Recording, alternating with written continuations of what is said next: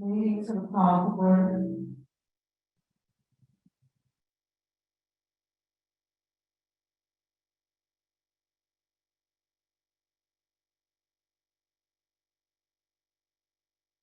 Everyone, please stand for the pledge of allegiance.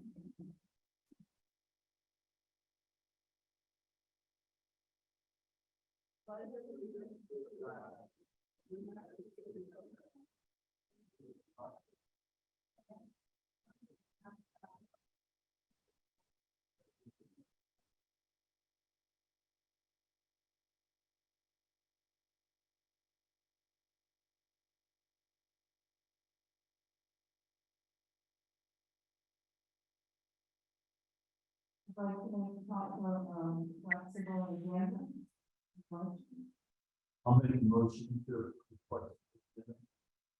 Thank you, trustee Davis, and thank you, trustee Jones. Is there any public comment? Flexible agenda. Take a vote. All in favor? Aye. Unanimous. Tony? Yeah. Can you hear me? Yes, we can. So we're having some technical difficulties for you online. Tony, we will assume you are a yes vote unless you say otherwise. Is that okay? Sure. Okay, and we'll pause a little bit to make sure we wait for you on votes. Yeah, because it won't let me get on the computer. Okay. And then just President Jansen, just real quick, Principal Ryan has asked me to just housekeeping. The bathrooms are around the corner down that hallway if anyone needs bathrooms during the meeting tonight. All right. Thank you, Superintendent Lewis. I'd like to welcome the staff, members of the public that are here this evening, as well as those of you on Zoom. I'd like to offer some to make the meeting flow better. As board president who's responsible for running these meetings, I'd like to make sure that the public is aware that the public comment notice states that no person shall orally initiate charges or complaints against individual employees of the district at a public board meeting. I would appreciate it if people did not speak until called upon by the president, that includes the public as well as of the board. I'm also requesting that both members of the public here and on Zoom refrain from personal attacks. It's not helpful for the business of the board or the school district. Also, we're in a small room and the side conversations are disruptive and interfere with the meeting. I'm sure that we agree that we'd like this meeting to be shorter and more productive. If everyone knows that the public comment sign-up sheets are in the back of the room. Thank you for your time. I would like to call for possible action, approval of the consent items. Yes, Mr. Kangas? You're calling. I'm prepared to make a motion. Ms. Starrett, would you like to pull the minutes?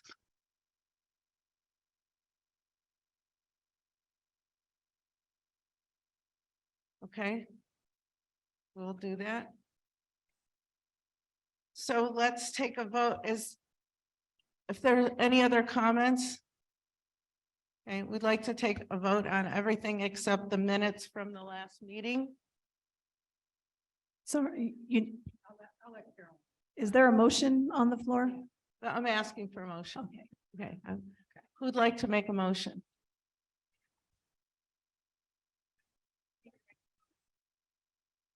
Is this even on? Okay. Yes.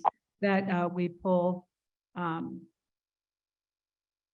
those agenda item or items, isn't it the agenda? The minutes. Minutes, I'm sorry. And the rest of the consent items. And approve the rest of the consent items. I'd like a second. Want to reword it? What, I'm sorry, could you clarify what we're pulling? I don't know what we're pulling off the minutes. We're Uh, pulling consent item A, minutes of the special board meeting of March 20th, 2023. Okay. It's been a request to pull that. So Thank you. right now, Catherine made a motion to approve all other consent items with the exception of item A. And then we'll discuss item A. So we need a second. Thank you. I need a second. Thank you, Keith. Trustee Kangas, thank you. I will second that motion. Thank you. Any comment from the board? The public? Okay, at this time, I'd like to take a vote. All in favor, please say aye and raise your hand. Aye. Aye. Tony? Okay, Aye. thank you. Okay, the motion passes. So, I'd like to call Superintendent for introduction and special recognition. We're going to go ahead and discuss, let's go ahead and discuss 2A that was pulled. So we'll take care of that item. So if Ms. Starrett wants to come to the front table and speak to this issue.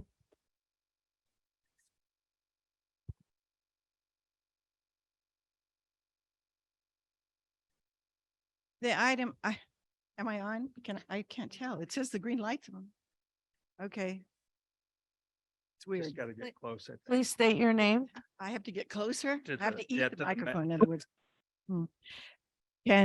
Now am I, okay, okay.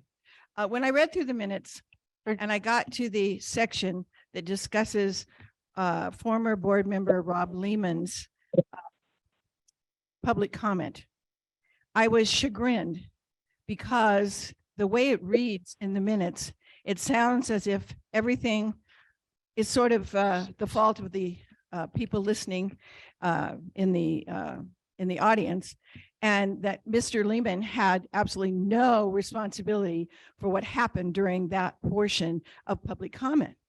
But I was personally slandered by Mr. Lehman in that public comment that he made. And he accused me of a crime. And because I reacted to being accused by someone of a crime, I don't think it should go down in the minutes that the audience itself was at fault. I think it should also be noted that Mr. Lehman made remarks that were out of order and should have been stopped from making those remarks, since he not only personally attacked members of the board, but he personally attacked also me and several other members who were sitting out in the gallery listening. Thank you. Thank you, Ms. Starrett.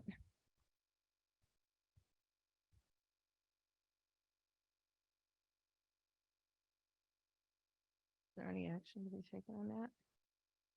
Board now needs to decide if you're going to make a motion to approve the minutes or what you want to do with that. So back to board discussion. I make a motion that we pull that portion and approve the rest of the minutes. 2A. So what are you I guess- pulling? The comment that was made, that was in the minutes by Robbie Lehman. Go ahead. You need to speak. I'm a little confused about this, quite frankly, but I was going to speak to that a little bit later, but go So ahead. if the minutes do not reflect what you believe occurred in the last meeting with respect to the item that was brought up in the public comment, you're free to edit the minutes. And then edit. Okay. And then ultimately, though, the board needs to approve Of the editing minutes from last month. So that's Mhm. what needs, that's the agenda item that you need to focus on as far as approval. And then also note that the minutes, of another version of the minutes was in the red folder and was available to the public because there was a last minute addition to that as well. Right. So I would like that revisited and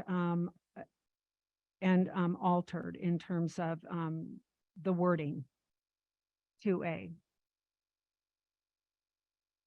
2A is the minutes. So I guess where are we looking Okay, within the the minutes that portion- this is alleged to not be accurate? My concern is that where it's in record, what was said on the phone by Mr. Lehman, as being stated as a fact, needs to be revisited. Okay, so let me I'll read it to the board, so make sure we're all on the same page. Rob Lehman acknowledged that although he is no longer on the board, he is a parent and is allowed to express concerns during public comment. His current concerns were related to new board members, transparency, an alleged board meeting violation, and that the current board is not listening to all parent views. During Mr. Lehman's comments, Ms. Renner, legal counsel, called for order with the audience and explained that Mr. Lehman is entitled to provide comments with respect to the board members. Is that what we're? No, I'm talking about the portion where he stated that such and such people, I think there were 6 in all, me being one of them, that we had absolutely broken a law that there is no proof we broke at that meeting. I would like that pulled. So you want that added? I want that addressed. Oh, is it? Okay, let's find it. Dave, go ahead. No, what- Sorry. Karen, what, do you have the notes from the actual, what was actually said word for word? I know it's recorded, correct?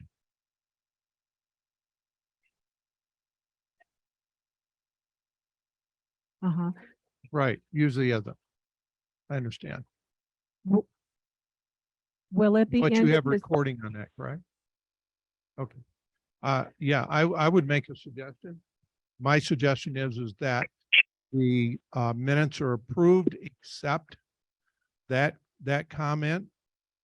No, I think you table it first, Dave, would be my We'll table recommendation. All right. Table, Tabled bring it approval back, of the yeah. minutes. Yeah. Table That'd be the my approval of the minutes and have postpone, I'm You're- sorry, you're gonna table- postpone. Yeah. Yep. And that Karen can go through and actually develop word by word of actually what was said on the recording. I don't like to do that, but It actually is on video. No, we're aware, but Karen, speak to minutes.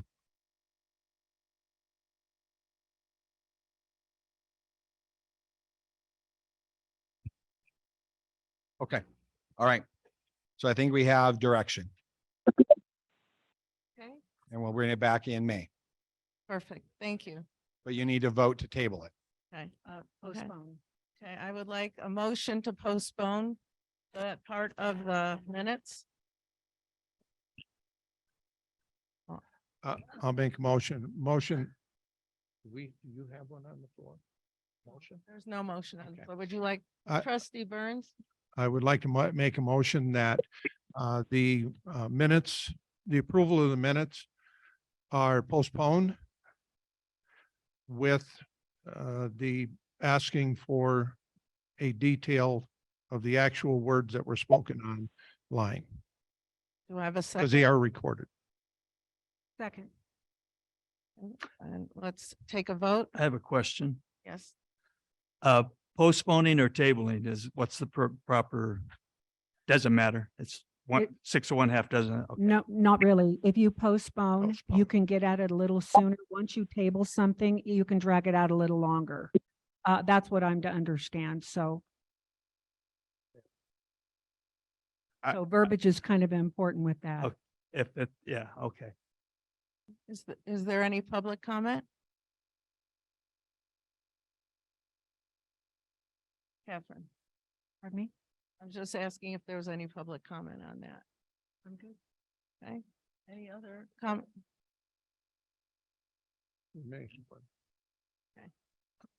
Mr. Seat? Okay, come on up.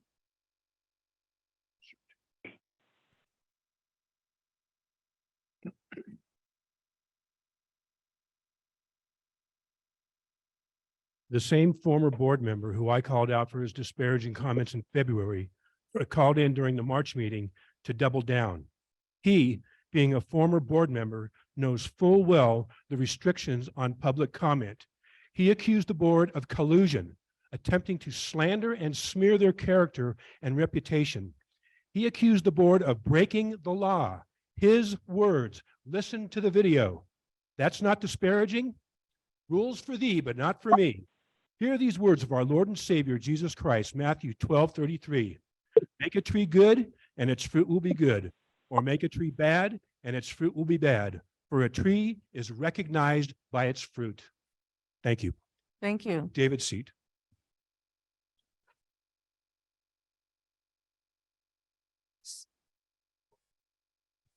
Any further public comment?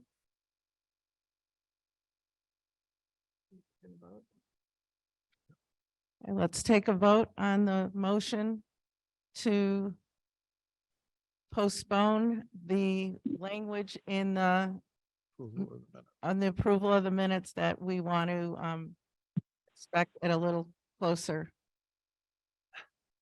Let's just, what we're voting on right now is we're voting on the motion, postpone the approval of the March 20th, 2023 minutes. And that's what we're doing Okay. right now. Yeah. Okay. All in favor, say aye. Aye. Aye. Unanimous. Aye. Thank you, Tony. Superintendent Lewis, special recognition. Yes, I would like to call up our Director of Facilities, Phil Demas, and with Garland Company, Tim Samaniego, who is here tonight. We're here tonight to recognize Garland Company for their commitment to the warranty work on Jacks Valley and CC Manili Elementary School. So I will call them up, and they'd like to address the board just for a couple minutes.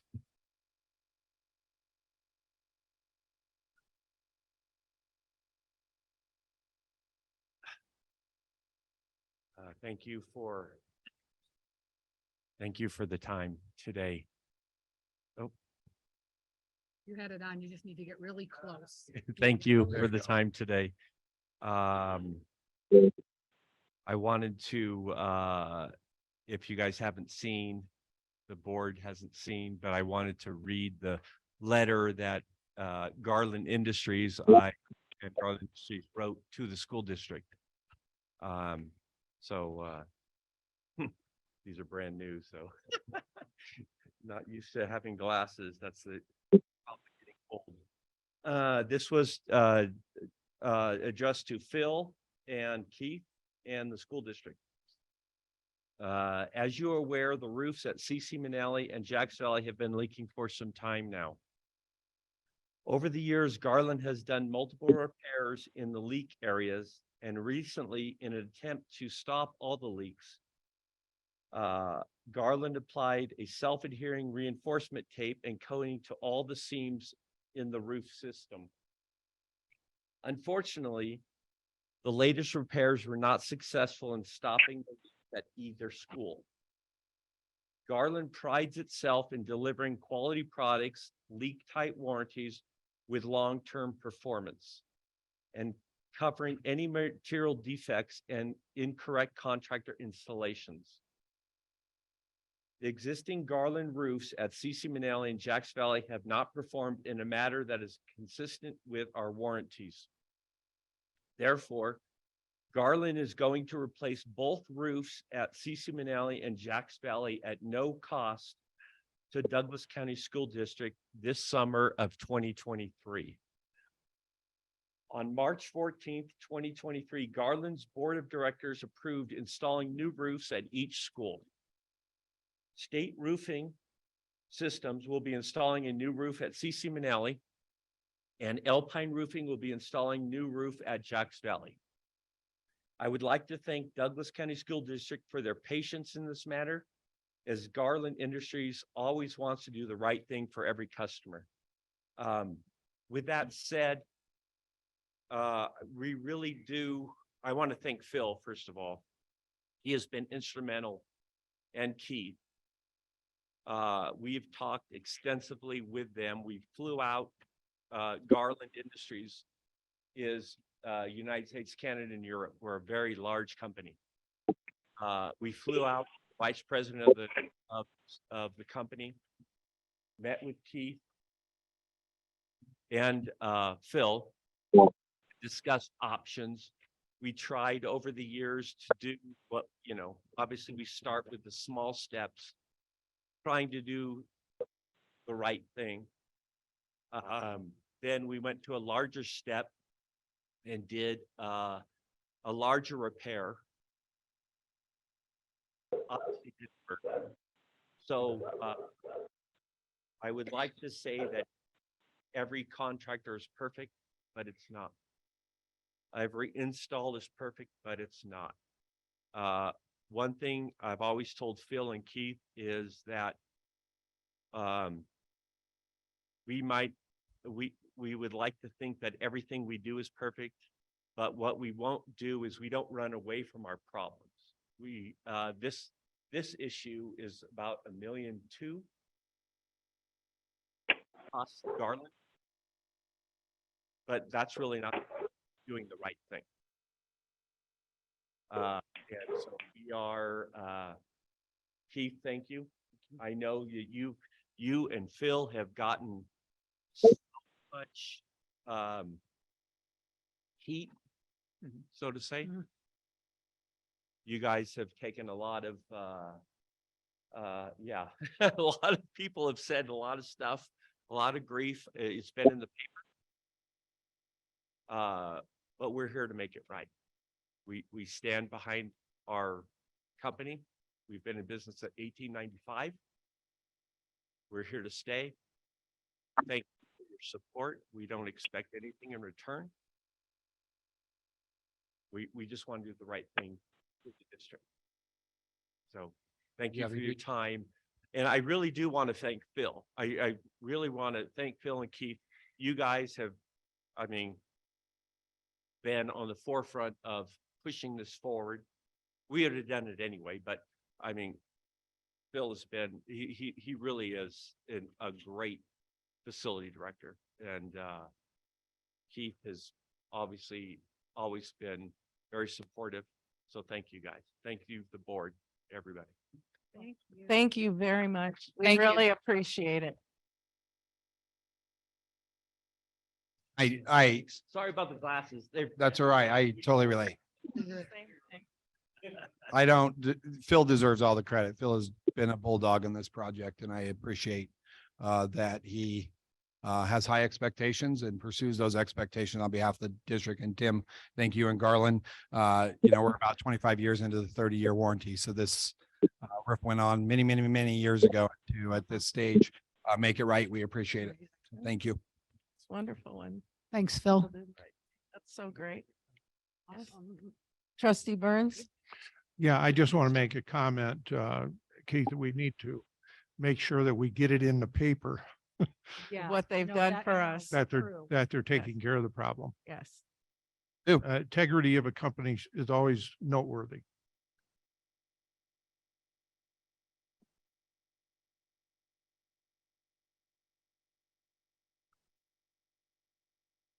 Teacher recognition. Traveling was difficult, so we're pushing it to May. So Okay. sorry. I didn't know that. Okay. All righty. Thank you very much. Trustee Dickerson, would you like to give the NASB report, please? I would. Oh, so with NASB, there are a ton of bills going through the legislature at this time. You might want to go ahead and look on the website and take a look at what's actually happening. So there's a bill, though. I am very, I have a heart for CTE. I have a heart for occupational classes. And there's a lot of reasons that it's hard to put forth those, get businesses in the community to engage and get that process started. And it's a lot of red tape. Well, Assembly Bill 7 revises provisions governing work-based learning programs. It removes barriers with liability insurance, which is huge, and allows us per student, instead of a blanket situation, to get liability insurance for students that want to engage in education in the community. So that's really wonderful. And changing some verbiage, in some, language in the bill is going to allow for us to kind of move forward and expand occupational classes for our students. So that's very exciting. I would encourage you again to go look at some of the bills that pertain to education that are coming down the pike. There's a ton of them. Thank you. Thank you, trustee Dickerson. We're going to do board reports now. I would like to start with trustee Kangas. Okay, since our last meeting, I attended school safety task force training. Mr. Bruce Kirby with School Safety Company or Corporation did the training for us, and he was very enlightening on some of the things that went wrong and some of the assaults that have happened on our schools in recent history. So the things that I took away from that were the most important things are the logistics at the command center, gathering intelligence and then communicating it correctly, and always being ready, because having a plan doesn't work if you're not ready to execute it. Thank you, trustee Kangas. Trustee Gilkerson.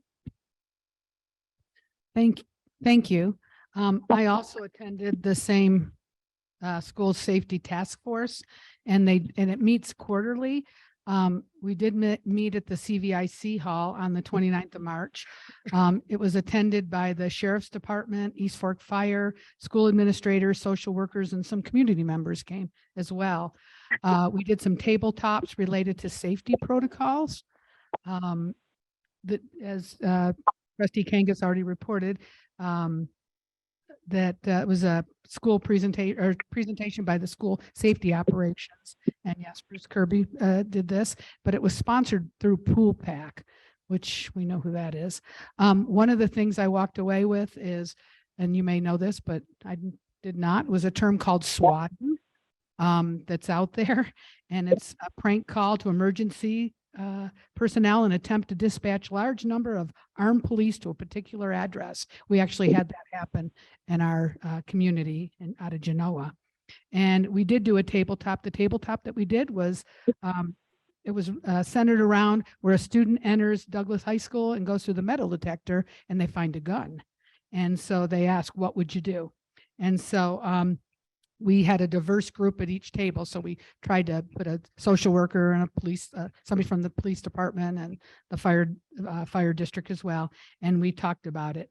But he made a statement that you found my gun, but you won't find my friends. So then what do you do? So that was a really good thing that we got to talk about. Not a good thing to talk about, but to prepare for. Yeah, so that was with, that was the school safety. And then on April 5th, I attended the Chamber of Commerce Board of Directors meeting.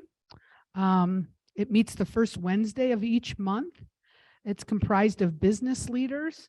Grab my little flyer here. There's people that attend are people like the different town, the town of Gardnerville, town of Minden. They talk about, town of Gardner talked about how they bought a new garbage truck. It's those type of things.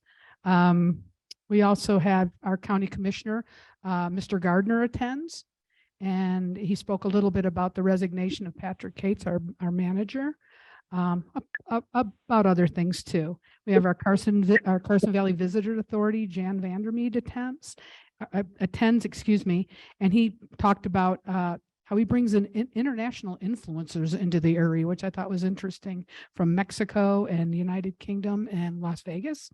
We have the hospitals represented by Shannon Albert, and she does updates on the expansion of their project. Jen Nalder from Main Street Gardnerville talks about the wine walks and a thing called Sweep the Town.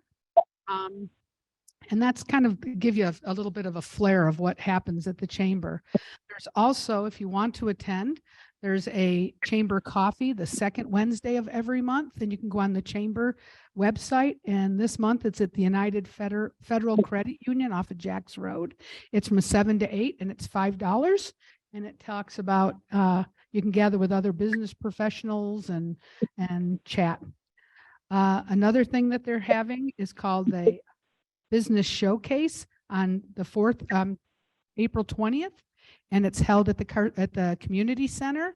And this is where, I don't know if you've ever gone to this, but it's a really neat event where that they sponsor. It's free admission, over 90 local businesses, food tasting, special promotions, raffle prizes, and you can attend that from the chamber as well. And then let's see, the next thing would be they're hosting also a job fair and volunteer expo in partnership with Douglas County. And this is going to be Thursday, April 27th from 11 to 3 also at the community center. And this is actually, we're helping with this with the school district. They're going to bus young people over that are interested in interviewing for some of the business openings that they have. And that leads me into the next thing, where I was invited to attend Susan McDonald's class, which is called Jobs for Nevada's Graduates. It's now called J4, the number 4NG. And we were asked to come in and do interviews with the kids that will be being bussed over to the community center. They gave us a list of 8 different questions we could ask. And yeah, it was really a lot of fun. I got to interview 3 seniors, and I have to tell you that after talking with them, I was just really kind of blown away. I just feel like there's such hope for our future with our young people. They did such an amazing job. One girl I had interviewed last year when I did this, and she told me she had just graduated the night before with her associate's degree. Plus she works 30 hours a week. I don't know how she does it. And then another young lady that I spoke with that was did a great job. She asked me, she goes, could I please keep in contact with you? And so that was like a really big compliment for me, that a young person would want to talk more with me. Anyways, let's see. Okay. And then I have, what's next? On April 7th, I was invited into Mrs. Ensign's class to be part of their project on probability. She teaches AP stats, and I learned a lot in her class as well. What a great teacher. She's a superstar. What they did is, and they were given an assignment to design their own games. And they had to be like a carnival or amusement park or casino type thing. And they had to, using theoretical or empirical probabilities or both. I don't know if you guys know what those are, but I did not. The players came from other classes to play. Each student was given $15 of play money, and they were also given prizes of candy. They tracked the results during the game day. There was one specific that I want to talk about, one game, and it was a Taco Bell game, but it was shaped like a toilet. They were making the connection of how you feel after you eat Taco Bell, I think, maybe. But it was great. So it started off where they had to throw ping pong balls into the basin of the toilet. And if that was the empirical part of it. And then if they got the 3 balls in or whatever, they gave them dice and they dropped it down the back of the toilet. And if they got 6s, then they got prizes or whatever. And that was the theoretical. But anyways, the room was full. It was fun. And yeah, it was just a fun way for them to learn. It was amazing, just amazing. And then the last thing I want to talk about is tonight is the Douglas County Parks and Recreation Board advisory meeting that I'm on. And they normally have it the second Tuesday of every month. This month they had to change it because so many people couldn't be there. And it's comprised of Mark Gardner. Again, we kind of run in the same circles. He's on as the commissioner. There's 3 people from the lake, and they were just appointed back onto this advisory group. Last meeting, we did the election of new officers, chair and vice. In the past, we've talked about the pickleball and the lights that they've put out at the fairgrounds, that they're on automatic now. Tonight, the discussion and possible action was about appointing a chair to the Service Foundation. And also there's going to be a presentation on the Trails Master Plan and updates, and also budget update. When I get the minutes from that, I'll report back on that next meeting. And that's all that I have. Thank you. Thank you very much. Trustee Dickerson? So I have the honor of attending Miss Lamb's class on leadership on May 1st. Also, I've been given an opportunity to be a judge on a Shark Tank kind of a project where students create a product and they want to market. This will be in Trent, and I have a hard time pronouncing his last name. TG. Okay, it just because I asked my husband and he says it sounds Afrikaans, but I couldn't pronounce it. So anyway, it's going to be a blast.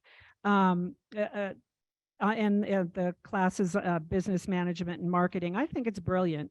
I love that he's doing that because it's real. It brings him right there and really grows the entrepreneurial spirit, which I think all children need. Also, I'm going to be popping into Thrive and just kind of sit down and get a feel for what they offer and what they're really all about. So I'll be doing that next week. Anyway, that's what I have. Thank you. Thank you, Trustee Dickerson. Trustee Burns? I'm kind of feeling a little bit. My wife was a 30-year retired teacher. When she came over here the first year, I'm never teaching anything again.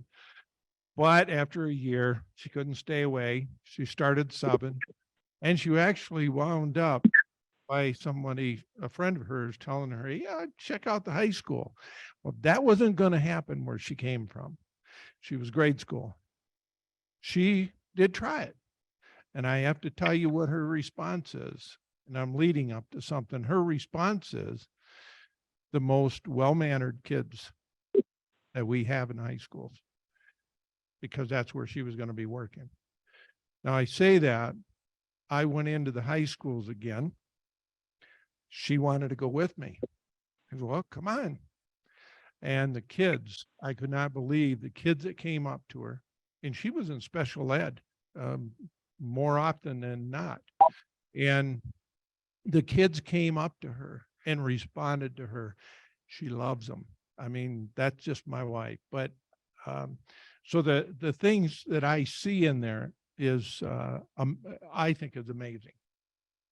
Better kids than when I went to school. But I went there. I also Saturday went to the baseball game, and Mr. Gonzalez, right? Yeah. And had watched them, and he apologized to me because he says, I've got some good players. He says that's injured. And he says, I wish we could have been done better than when you were here. I was impressed. I told him one thing. I says, I can tell when there's a good teacher and when there's a good coach. Just look at the kids and how they act. And I have to say it reflected well. And the last thing, which is never any fun, is expulsions. And again, it's something that is being difficult, and it is very concerning, and we will talk more about that. Thank you, Trustee Burns. Trustee Magnata, do you have anything to add? No, I don't. Thank you. Okay. Well, over the last 3 weeks, I've been in contact with 2 county commissioners and 2 planning commissioners. The past 2 Wednesdays, I went to Alt Edit Aspire. I'm working with a few students there, and we are reading Lord of the Flies, and they're doing great.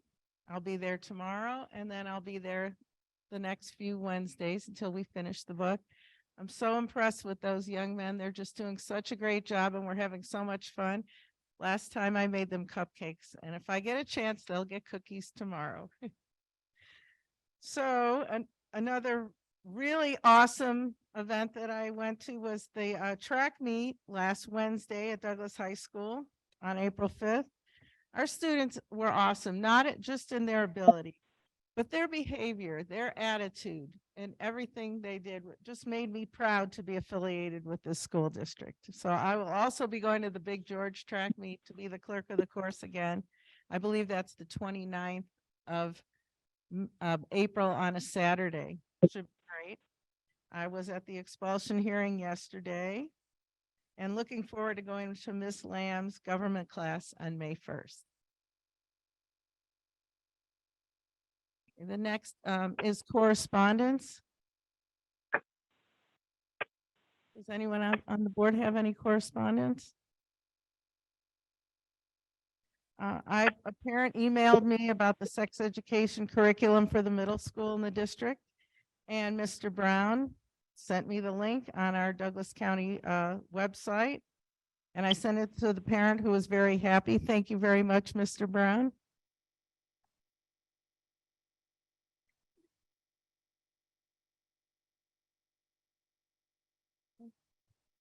Good news. My favorite part of the meeting, the good news. And there's a lot of it. So the first I have from 3 schools, and I'll start, well, 4, Jacobson and Aspire. From Mr. Ward. Thank you, Mr. Ward. So Jacobson High School had 2 graduates in the month of February, a male and female, that earned their high school diploma. Aspire Academy High School is working with Western Nevada College to offer 2 dual credit courses to our students for the 2nd semester. Aspire students are currently taking Music Appreciation 121 and Physical Education 169. Yoga to earn elective college credit and high school credit. Both courses are taught by the Western Nevada professionals on the Aspire campus. With the support of the photography teacher, Michael Laxu, Aspire students are creating a yearbook for the first time in 4 years. Students are also creating newscasts for the school. And it could be challenging to create videos on a Chromebook, but students are planning, filming, and editing their own films. So the good news at CVMS, on April 5th, CVMS had a special night for 5th graders who are going to be incoming 6th graders. Their music director led the choir in the Star Spangled Banner from their recent concert. The leadership students gave a presentation that helped debunk the myths of middle school, and counselors informed parents about the course selection process. Sounds like a great night. Wednesday, there'll be a Springo Bingo night. The students are assembling baskets for prizes, and 7th grader Brooke Wharton won first place for the 7th grade Fleet Reserve Association Americanism Patriotism essay competition. Way to go, Brooke. And Palawalu, good news, Nathan Garcia, a 6th grader, represented the Douglas County School District for the state of Nevada spelling bee in Las Vegas. The Palawalu intramural sports program is a big success with over 300 students participating. That is really awesome. Recent fundraisers have gone so well at raising thousands of dollars for elective classes and projects. The band choir concert last week was a rousing success with a full cafeteria of parents and fans. Friday frolics to reward students with no tardies and no missing assignments was really helpful to improve those numbers. Way to go, Pawalu.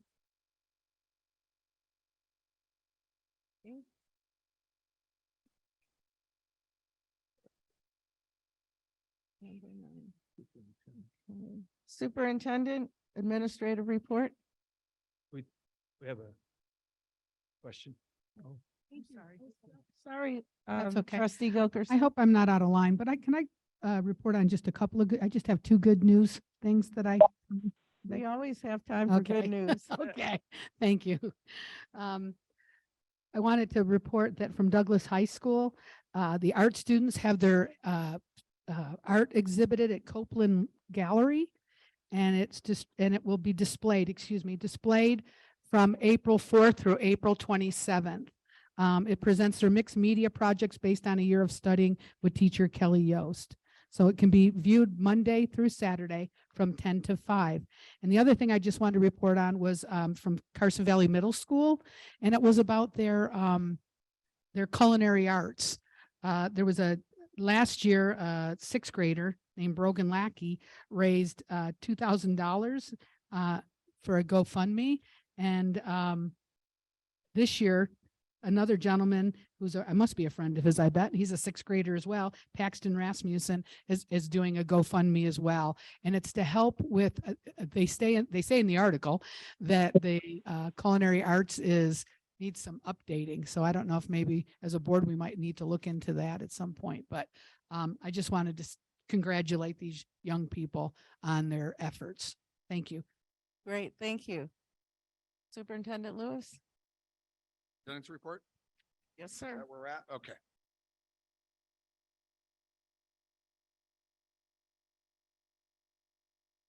All right. Can you hear me?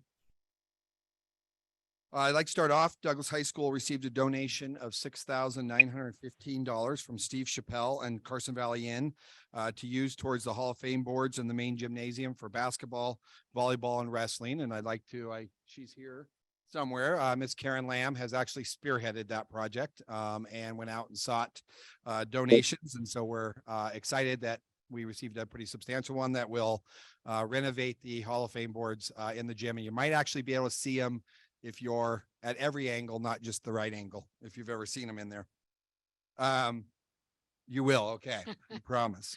DCSD enrollment counts through the April reporting reflect enrollment of 5,325, which is 9 down from where we were in February and 95 down from where we were in April. We're trending pretty, in terms of year to year, trending pretty close throughout the year. We've had communication meetings, my staff and I at CC McNeely and Douglas and George Whittle High Schools. And tomorrow, I think, is our last communication meeting for the year at Aspire. We've conducted our last 2 epic instructional walks that got canceled due to school closures at Jacks Valley and Gardnerville Elementary Schools. And so we're complete with those for the school year as well.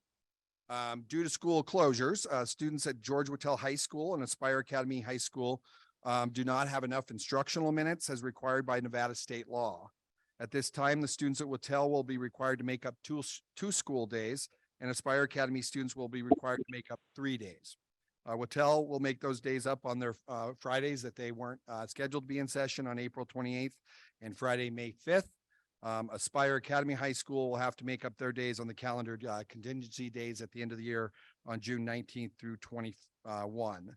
No other DCSD schools will be required to have student makeup days at this time. So I will give the June weather or the Nevada weather caveat that we hope spring is here to stay and we won't have any more school closures. I wanted to update the board that an amendment to the Virginia Ranch Development Plan will be going forward to the Douglas County Board of County Commissioners on May 4th for approval. One of the amendment changes would remove reference to the 10.5 acre school site parcel with public facility zoning. This amendment was approved by the Douglas County Planning Commission by a 5-2 vote on March 20th. The DCSD Board of Trustees unanimously approved a motion to grant myself the authority in collaboration with District Legal Counsel to secure an agreement for a property exchange with Mr. Stan Lucas that would be brought back to the board for final approval. And so these measures are required before I can bring a plan back to you. They have to make it through the county. So we're watching that, and Scott McCullough is working on that for the district's interest. The property exchange would involve the release of the 10.5 acre site in exchange for 8 2-bedroom residential units at no cost to the district. As points of clarification, DCSD would have to pay the market value to purchase the 10.5 acre parcel if we determined that we had a need to build a new elementary school. The release of this land would not increase the number of units the developer would be able to build in the development. The release of this land would not, oh, sorry, I already said that. And DCSD currently has capacity for 2,460 new students in our current facilities, with Gardnerville and CC McNeely Elementary School having a capacity of 336 more students. And that this property sits right between McNeely and GES. Finally, I just wanted to let the board and community know that the student enrollment in the Carson Valley has declined by 1.3% per year for the past 18 years since our high water mark of 6,579 students in 2004-05. Here at Lake Tahoe, we have seen an average decline of 2.7% over the past 25 years since the high water mark of 942 students in 1997-98. With all that being said, it's certainly my hope as superintendent that the Douglas County Board of County Commissioners will approve the amendment to support our efforts to address the lack of employee housing. And I'll keep you updated on that. And I plan to attend the county commissioner meeting on May 4th. In February, I notified the board that the Goal Foundation came forward to offer a $50,000 to Western Nevada College to work with DCSD in conducting a feasibility study regarding the implementation of an early middle college dual credit program here at George. Are you buzzing me? That a boy. Gladly be done. I won't take that personally, Trustee Burns. Here at George Whittle High School, where students could graduate with both a high school diploma and associate's degree. Steering committee has met 4 times thus far, and our Lake School administrators, Sean Ryan and Jim Pace, held a parent meeting for parents last Thursday to gather input from parents on how we might increase enrollment at Whittle High School. Mr. Brown and I attended the event and truly appreciate the input and passion of the parents here at the lake. And the goal of that committee is to have a report developed hopefully by the end of June that we will bring to the board. We'll keep you updated on that as that committee meets too, if there's going to be any delays in that, so you're aware. DCSD hosted a 5th mental health series event on March 7th in conjunction with parentguidance.org. Our next mental health series event will be on Tuesday, May 2nd at 6 p.m. The topic will be the effects of screen time and your child's mental health. Once again, effects of screen time and your child's mental health. It's probably a webinar worth attending, especially with what we see in terms of discipline and the phones and social media. One of the other resources we provide through parentguidance.org is free parent coaching. Shannon and Leslie recently met with representatives from parentguidance.org to review use statistics 17 weeks into our rollout. I can emphasize it enough that this is a free and confidential service, and our families can be assured that we will not know the identity of the individuals accessing these resources. With that being said, while we don't know their identity, we do know that 37 families have participated and over 465 individual coaching sessions have been held, which is, I would tell you, far exceeds what our initial expectations were. We weren't real sure. So that's exciting to hear that it's being accessed. Shannon Brown, Leslie Peters, and I met yesterday with Douglas County District Attorney Mark Jackson, Captain Rick Kuntz of the Douglas County Sheriff's Department, Assistant Director of Community Services Brooke Addy, and Lisa Torres, who is the Administrative Service Manager with Douglas County Social Services, to discuss how the county could utilize these settlement funds to address prevention intervention in partnership with the Douglas County School District. Douglas County will receive a pretty significant settlement out of national litigation against opioid manufacturers and pharmaceutical companies. I think we're talking about $1 million and about a $4 million total. And so we look forward to working with the county and continuing dialogue to how we can provide intervention, prevention for student programs. So those discussions are ongoing, and we're excited about that. My staff and I will be hosting a virtual town hall meeting this Friday from 6 to 7:30 in our ongoing efforts to improve communication with our parents and community. You're all welcome to tune in. It's really no agenda.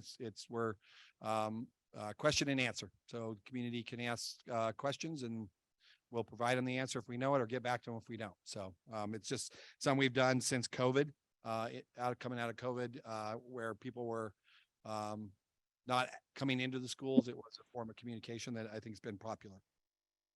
This just a quick reminder that we'll be holding a workshop this upcoming Friday. So we get to see each other again on Friday from 8 to 11. We've scheduled the school board our school district attorney, Rick Shue, will provide training on ethics and open meeting law. I guess Carolyn drew the good straw. And former DCSD Superintendent John Soderman will facilitate the roles and responsibilities portion of the workshop, kind of just going through board bylaw 070 as kind of the what the board has decided. And so I think that'll be a good document to use. And then just to note that DCSD will be out on spring break next week. Upon our return, we'll have 8 weeks until the end of the 2023-24 school year. So we're winding down. And then one last thing, safety. I just wanted to let you know, we've got a couple things happening right now. We are from Joe's office, Debbie Thomas has produced or is in the process of producing 150 of the cards that open the doors at our secondary. So every Douglas County Sheriff deputy will have that key card and will allow for instant access. They won't have to access the Knox box. So we have keys on them, but it's a little bit more cumbersome to get into that box. So that will be a safety enhancement. And then we have a meeting coming up upon following spring break, meeting with Sheriff Coverly to discuss an MOU where our communications center would have access to our video cameras.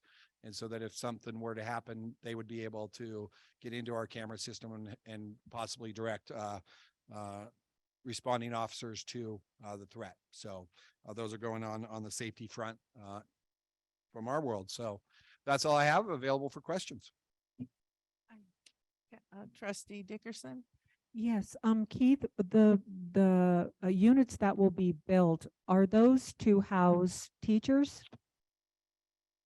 So it will really be open to school district employees. Obviously, teaching housing is one of our, typically teachers move to the area for jobs and so are in more need of housing, where our classified staff typically will come from the community, are maybe already established, but it will really be advertised as employee housing.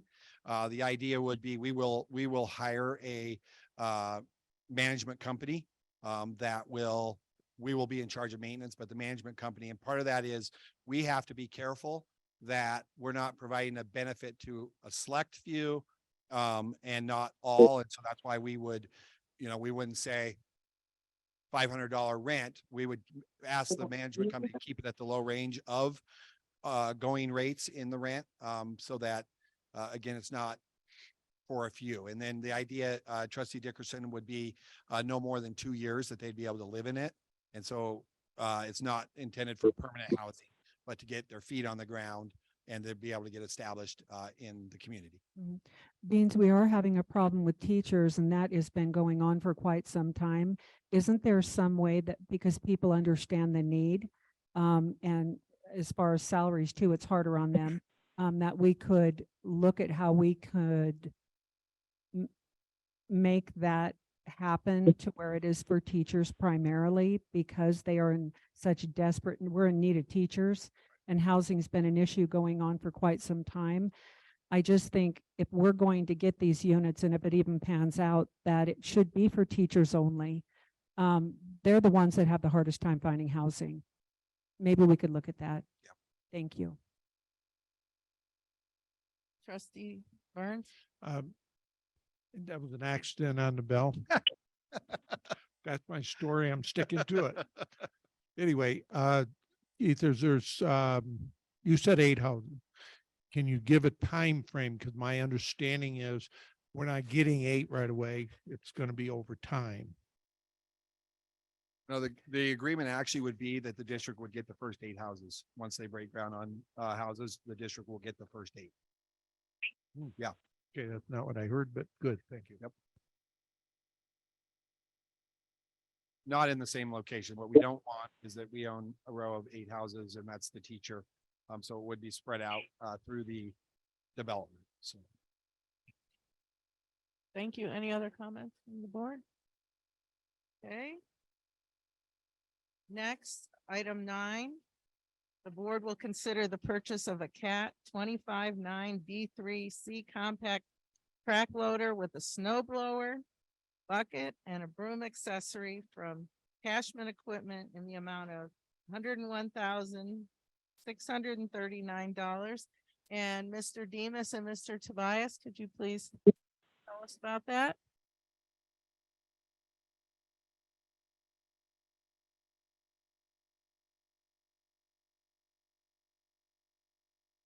Looks real cool.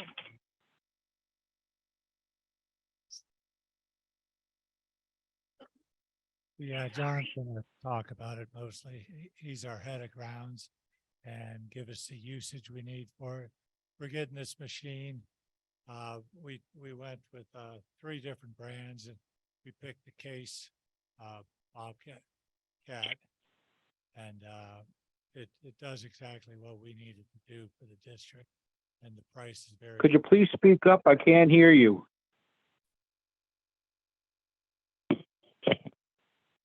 So this winter obviously was pretty trying on equipment. We found a need for a enclosed cab tractor for snow removal for the valley and a secondary blower for the lake.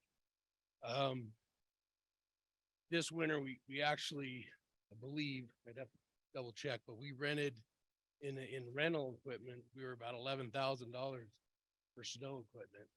So this here, like I say, it's gonna have a snow blower attachment where we can go in to the valley, which I did pull the snow blower from the lake down. We used it around Scarcelli, Powaloo, all the schools actually, Dax Valley.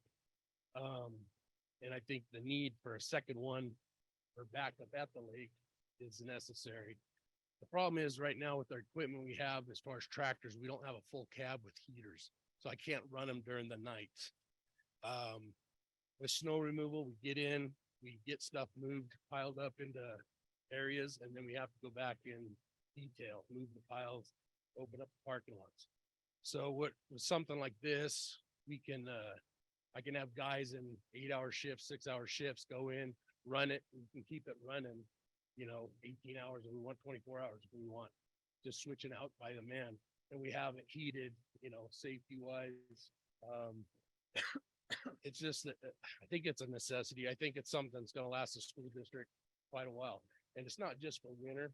I mean, we can use it for dirt projects, keeping Dax Valley fire break clean, the dirt tracks at Powaloo and CVMS.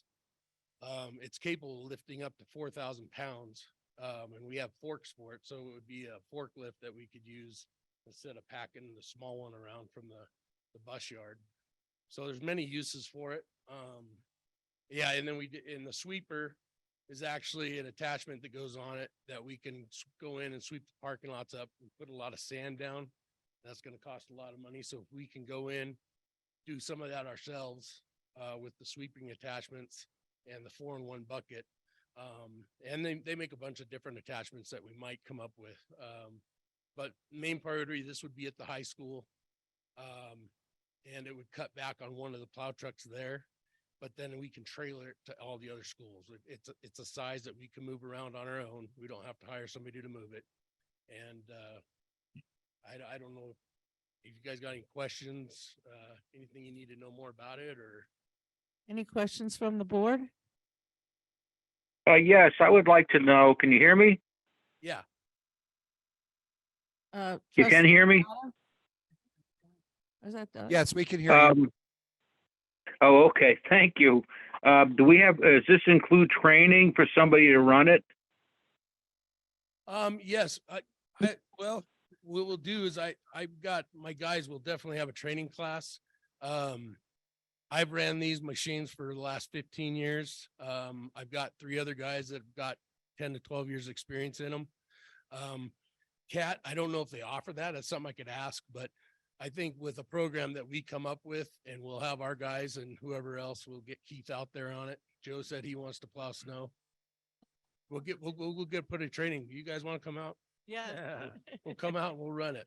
But no, yeah, we'll definitely have training on it. So everybody knows, from loading it on the trailer to changing out the attachment. So yes. Trustee Kangas? So this is real similar to the equipment we brought down, with the exception of the closed cab, similar to what we were brought down to do our parking lots from Tahoe. Well, okay, so yeah, up here we have a snow blower, and that's all it does. It has okay. just the blower attachment, and I think we paid close to 135 for that about 4 years ago. Yeah. So this has given us an opportunity.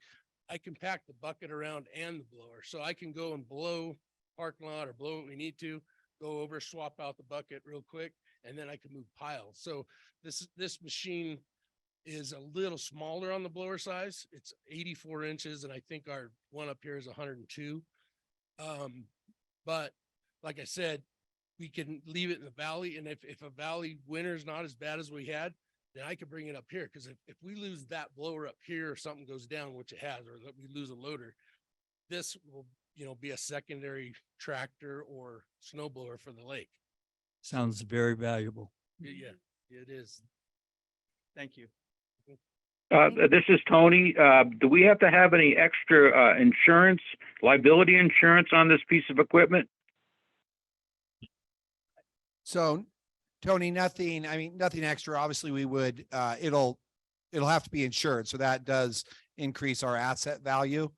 which does, Okay. increases insurance, but that would be expected with new equipment. Okay, thank you. Like, it's like buying a new car. We have to insure that as a district, and that obviously increase rates a little bit. One other Right. thing, real quick, is the other reason with the CAT is the vehicle maintenance yard already deals with CAT motors with the buses. So we already have all the programming to, if we have to work on it and stuff. And that's one of the mechanics did like this over the Bobcat and the Case. And it comes 2-year warranty, 2,500 hour warranty on it. It's 2,500 hours or 2 years. So whichever comes first, full warranty. And for us, we're not gonna, we'll be over, the 2-year before we hit 2,500 hours on it. So that's another thing with this product. Trustee Gilkerson? Thank you. First of all, I want to thank you for all your hard work. I live across from Powaloo, and I saw you guys out there all the time on the weekends and the evenings. That being said, you kind of concerned me when you said you can run it 24 hours. Well, with different people. Yeah. And unfortunately we I'm just did talking, push. they're very quiet though, right? Yeah. Okay, that's all. Well, yeah, like at Jack's Valley, we can go and move snow there at certain time because we're away from the houses. I and know, stuff. I'm just teasing you. Thank you. Send them home sometimes. Trustee Burns? Yeah, I would think with the warranty that they may possibly require training in order, you just don't want anybody jumping on it. And I would think that the factory would say, we're not warranting that unless they're trained. Just my guess on it. Yeah, I'll check with them and find out. I think they kind of leave it on us. It's a computerized system, so I can give my guys passcodes, so I can tell who was on it last. And if something happened or they did something, I know who ran that machine for how many hours. It's pretty extensive that. So I would set up personal passcodes for whoever. And there, to be honest, there's going to be a few guys that probably won't run it, but we'll give them, the training on it. So Is this a track model? yeah, it's a track unit. Yes. Anything else from the board? Okay, well, I think we should make a motion to Okay. purchase the CAT 2593 9D3 compact track loader. Sounds like it would be something that we could really use, especially Second after the winter we had.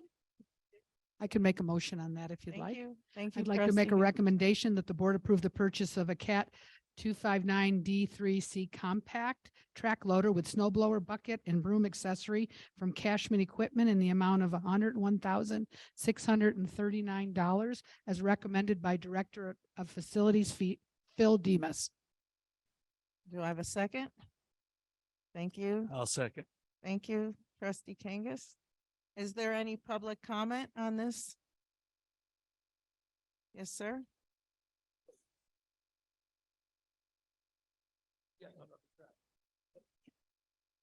Okay, any other comments? I think we're ready to vote. All in favor, say aye and raise your hand. Aye. Aye. Unanimous. So President Jansen, it's fitting that we're up here tonight. This guy, both of these guys, obviously, this winter, have had an amazing winter. And what people don't know about John Tobias is he works in the middle of the night and he works in the day. And often he'll arrive up here at the lake and have to snowshoe up the hill to the barn to even access any of our equipment. And the dedication of this individual is second to none. I trust a lot of people in this school district. I have no more trust that when John Tobias tells me it's not safe to open school or that we can't get it done, that that's the way it is. He is tirelessly working, and I'm so proud that we do not close school up here because we can't get the job done. They come in on nights, they come in on weekends, they came in on holidays. 2 of the biggest storms we had were on the holidays, and they're here getting ahead of it. And so I want to publicly thank John and your team. You lead an amazing team, and Phil, you lead an amazing department. Thank you. I appreciate it. Yes, thank you. And there was no snowshoes. I can't fit in a snowshoe, so. Well, It's just- I'd be, You were barefoot. Seems, there has been snowshoes. Please, please confirm that I'm not a complete liar. Yeah, it wasn't short. on behalf of the board, I'd like to thank you guys very much. I know it was a rough winter and you guys did a great job. So thank you very much. You. Well, you might as well stay. So Mr. McCullough. Number 10.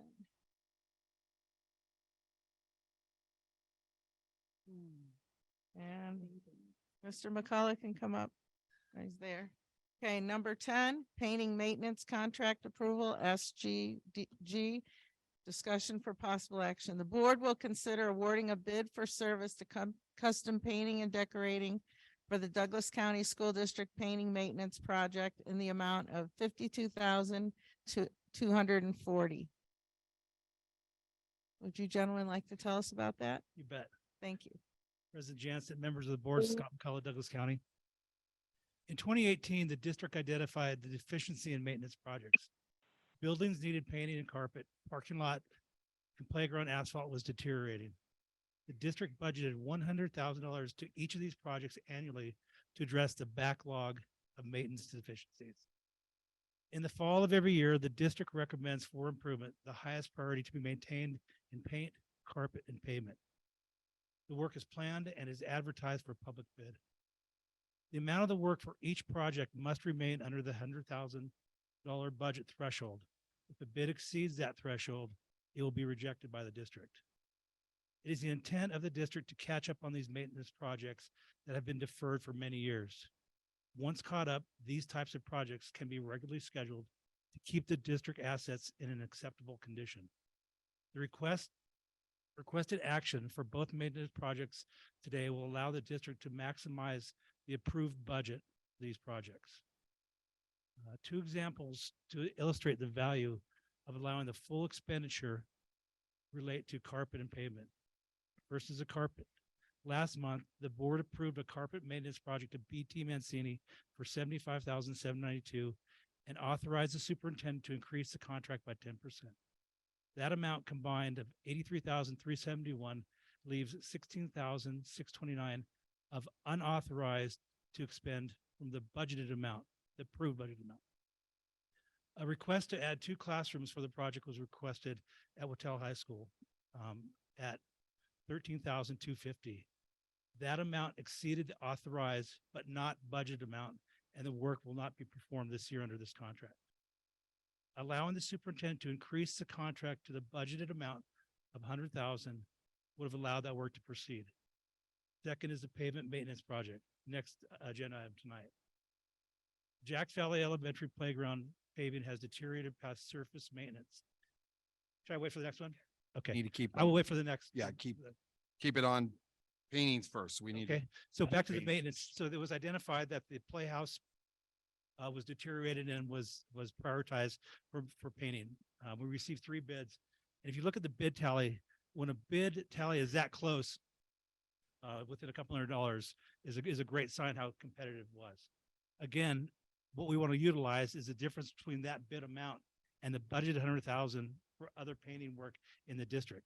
Again, we can't scope too much work to exceed that $100,000, so you never know where that is. But we would like that authorization to catch up other deficiencies in the district with this year's budget.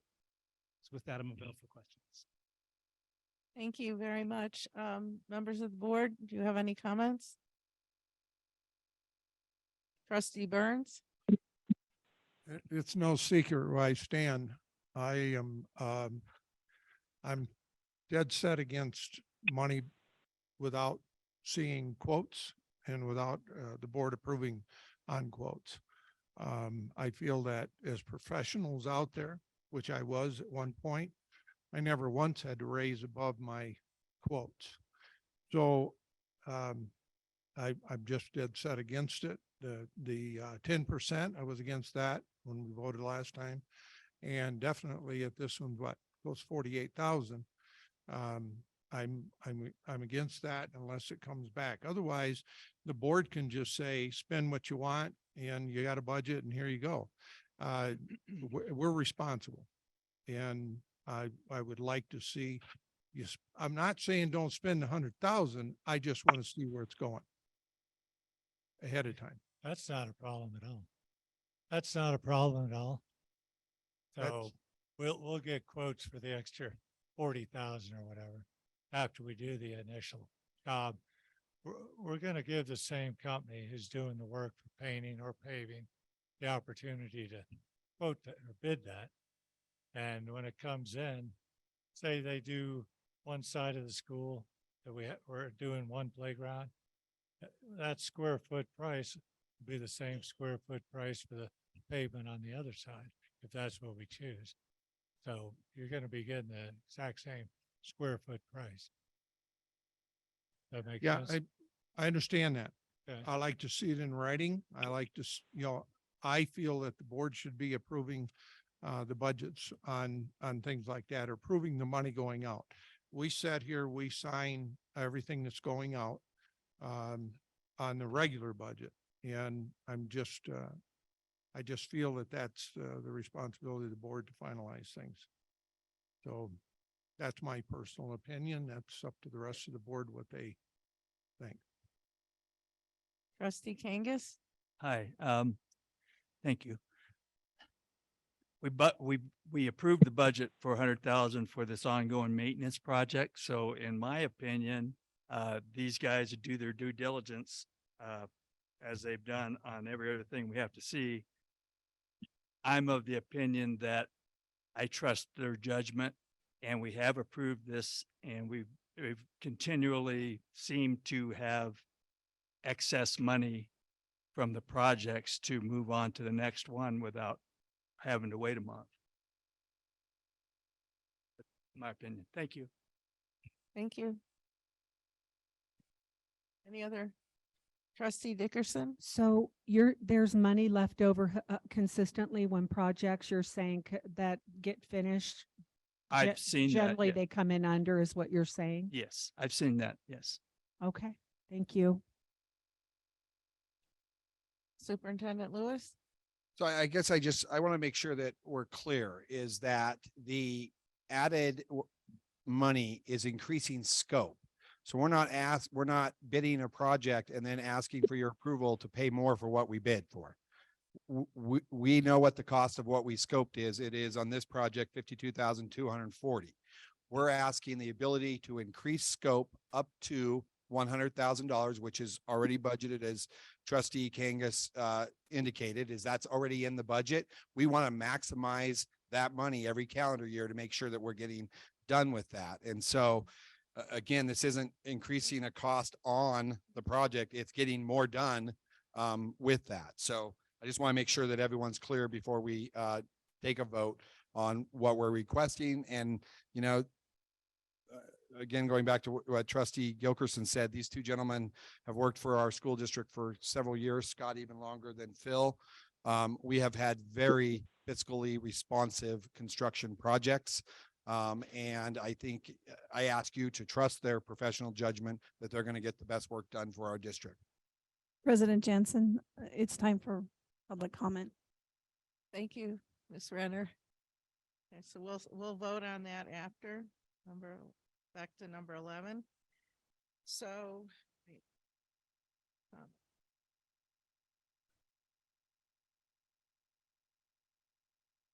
go back to 10, correct? We're gonna go to 15, but I'm on. Before people come up for public comment, please, when you come up here, state your name clearly. And we would prefer if there were no personal attacks. Thank you.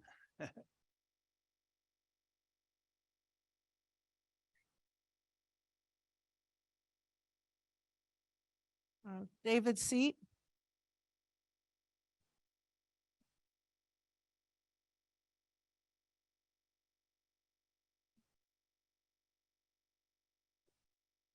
David Seat for the record. At last month's meeting, a current board member suggested the board give deference to the teachers union on board policy decisions. Teachers unions endorsed masking. Masking has been found to have negative developmental effects. Masking has been found to have detrimental health effects. Masking has been found to stunt learning. Masking has been found to be ineffective in COVID-19 transmission reduction. Teachers' unions encouraged bioweapon COVID shots for children who are at statistically a 0 chance of death, 0.03% to be exact. Teachers' unions endorsed closing of schools and remote learning. All these positions had harmful effects on our children. Teachers' unions were on the wrong side of these monumental policies. I urge the board to take any teachers' union input with these facts in mind. Thank you. Thank you. Jamie Kasman.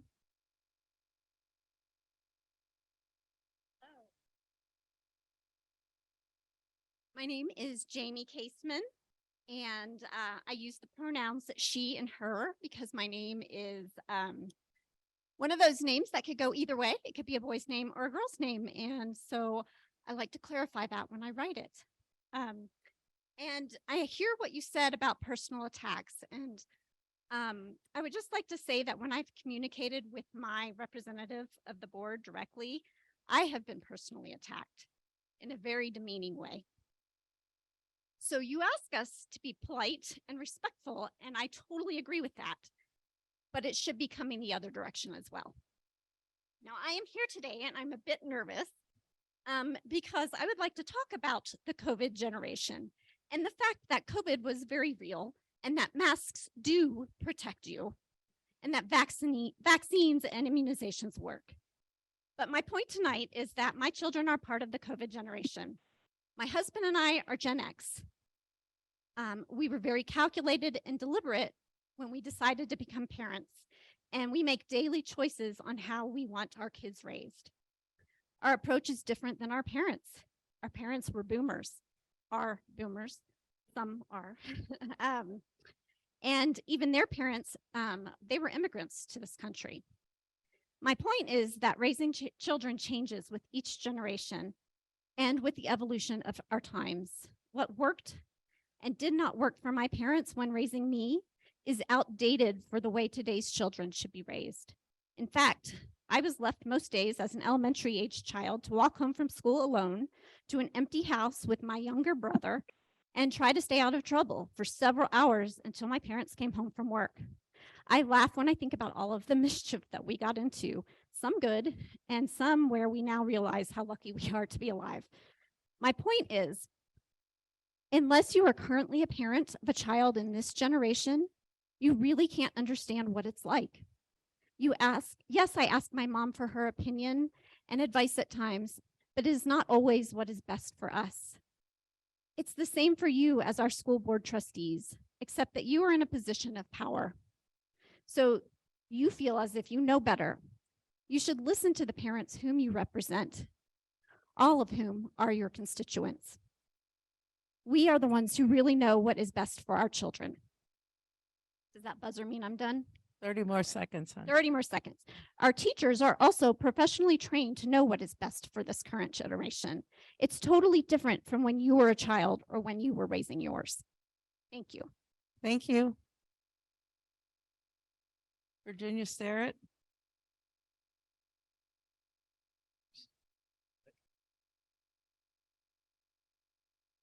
Virginia Starrett. For as long as I have been attempting to help this district rid itself of CRT and all that the term encompasses, and also to build awareness of the harm that comes to students and their families, as well as the quality of education delivered when the treacherous CRT Marxist-inspired political ideology of diversity, inclusion, and equity, or DEI, worms its way into policies, curriculum, and school materials, some members of the board, as well as the superintendent, have been responding that I am completely off base because no part of CRT exists in our schools. Of course, Exhibit A, Culturally Responsive Teaching and the Brain, the entirely based on CRT book those board members and superintendent assigned as central to teacher training for several years, proves them wrong immediately. Perhaps these persons don't know that proponents of CRT recommend the best place to start in incorporating CRT in a school is in its teacher training program.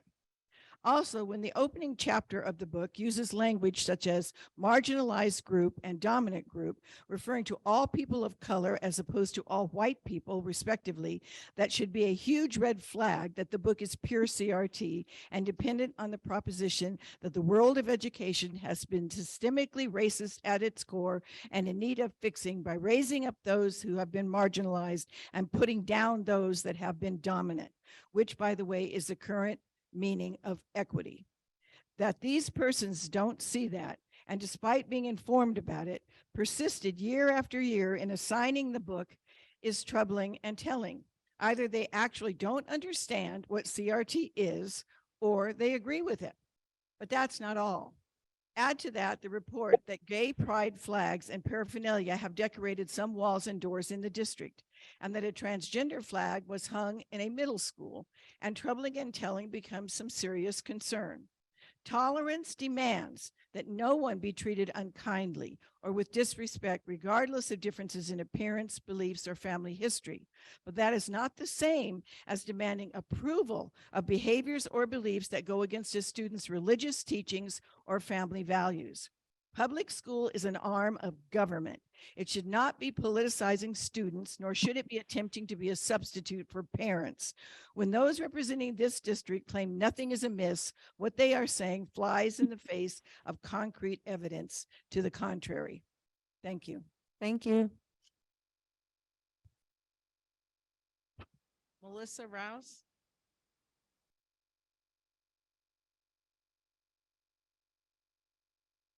Good evening. My name is Melissa Rouse and my son attends Zephyr Cove Elementary School. I'd like to make a public comment today to advocate for higher wages and better benefits for our staff and teachers. Myself and other parents that I've spoken with are concerned about the retention of our teachers and support staff. As a leader in human resources field, I understand the importance of building a strong workforce culture. I believe our teachers will provide a higher quality of education to our youth if they feel supported, valued for their efforts. I strongly support the governor's proposed increase suggestion and would urge that 10% should be the very minimum that is considered. Benefits should also be part of the package.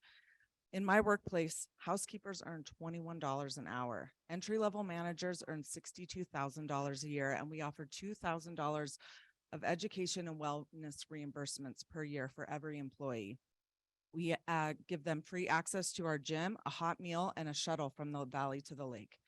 Public education must stay competitive to our other sectors in the area, and anything below 10% undervalues the strength of our families and our children's futures. I'd also like to comment on last month's passing of the Equitable Education Opportunities Resolution. It was concerning to me when discussing the resolution last month that a motion was so quickly introduced to exchange the word equity in the title for equality. Equality and equity are two related but distinct concepts. Equality refers to treating everyone the same, regardless of their differences, whereas equity is about ensuring that everyone has access to the same opportunities and resources, regardless of their differences. In general, I hope that before there is such quick action that you would carry out your obligation to make clear who you intended to impact and make the intent and motivation behind the resolution understood by the public. In an email communication from Trustee Engelkirk to me on March 21st, he shared that the items being implemented in that resolution aren't actually a problem in our district. It's confusing to me that the district is focusing on these issues that aren't actually problems facing our district. If these issues are not a problem, don't make them a problem. Focus instead on what I know we can agree on matters: low enrollment, quality education, teacher retention, compensation and benefits, school safety. These are problems I hear about from other parents. Just like we rely on you to do your job, let our teachers do their jobs. Let our teachers do what they were hired to do, trained to do, and do well. I trust our teachers. Do you trust them? Our teachers should have the freedom to teach and discuss important topics in a safe and inclusive environment without fear and without distraction of issues you agree are not a problem. My conservative views tell me we need to safeguard the freedoms of our teachers, not create more government control over them. In closing, I want to advocate for our students. Thank you. Erin Miller.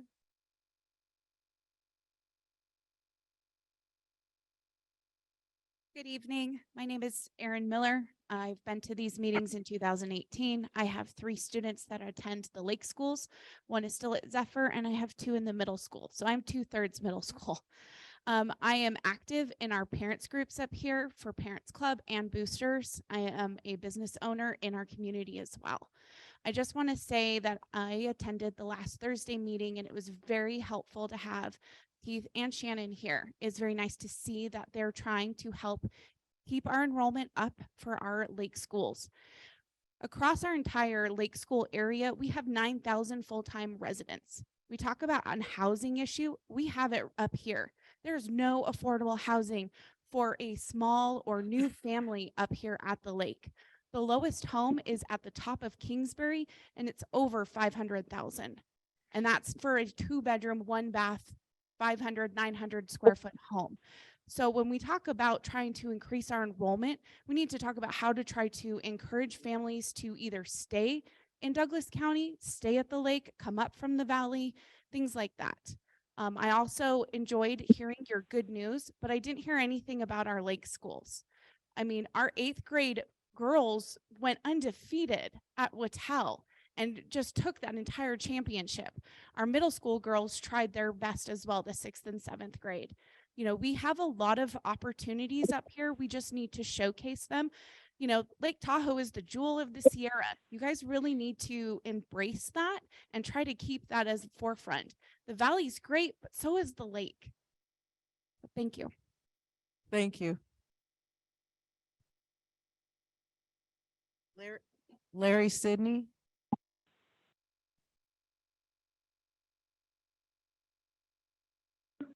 Hi, Larry Sidney, parent of a Zephyr Cove Elementary School kindergartner and an up and coming. First of all, thank you all for your time. I know these meetings and this job is not an easy job. And I appreciate the work that goes into that for our community. If I had known what Mrs. Rouse was going to say before me, I would have asked her for an extra copy of that I could have just read again, because it was pretty brilliant.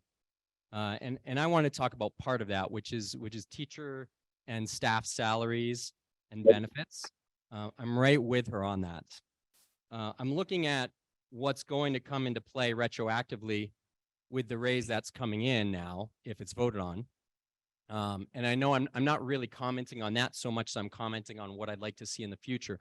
But I do want to note, I was a teacher for 15 years in Connecticut. I was at a very mediocre paying school district. And when I left that district in 2012 with a master's degree and 15 years, I was earning more than any teacher will be earning on this salary chart 11 years ago.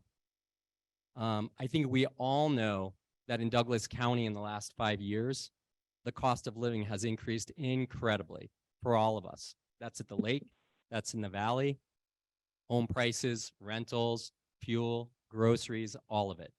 There's nothing cheap anymore. And we just have not been close to keeping up with that for our staff. And I don't mean just our teachers. Our teachers are certainly the lifeblood of the schools, but the staff that supports them and the students, the administrators, everybody in our district who works for our kids, they all have those same challenges. So I think this is a good first step tonight, but our next step needs to be, how do we give these teachers and staff some value that really shows what they're worth? And how do we keep those staff here at our lake schools, at the valley schools, because that is the lifeblood of the district. And when we're losing those teachers to other careers or other school districts, we're really failing our kids. So, so I encourage you as moving forward, and when it's time for the next round of contract negotiation, I don't know if that's coming up this year, if that's a next year thing, but we have this inflation. It's been 6%, 7%, 8%. This is a great first step, and I'm very appreciative of that. And I want all of our staff to have this, but I hope that we can do more for them in the future. Thank you. Thank you. John, is there anybody on Zoom? 4. Okay. I have 4 online. Will those of you on Zoom, please, when you come to speak, state your name clearly?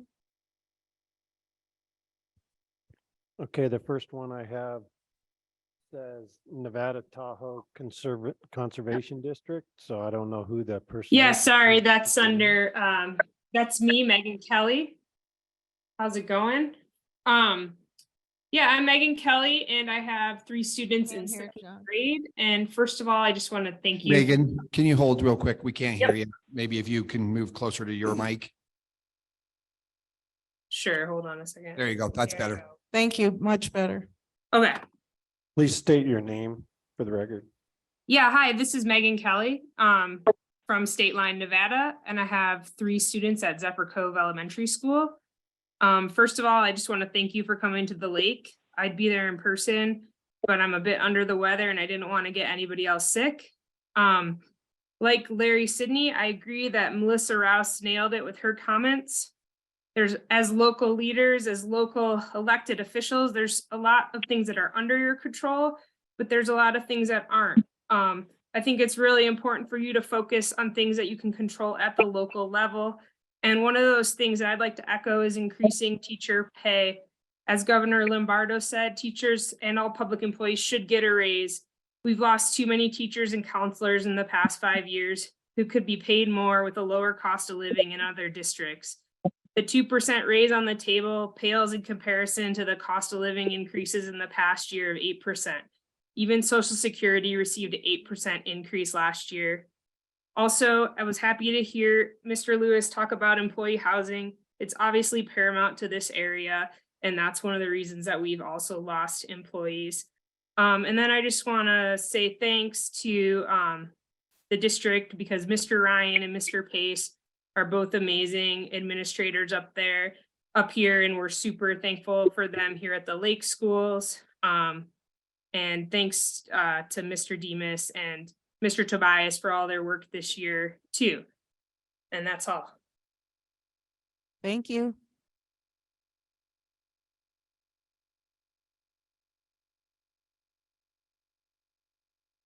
Next, we have Nicholas Mayer.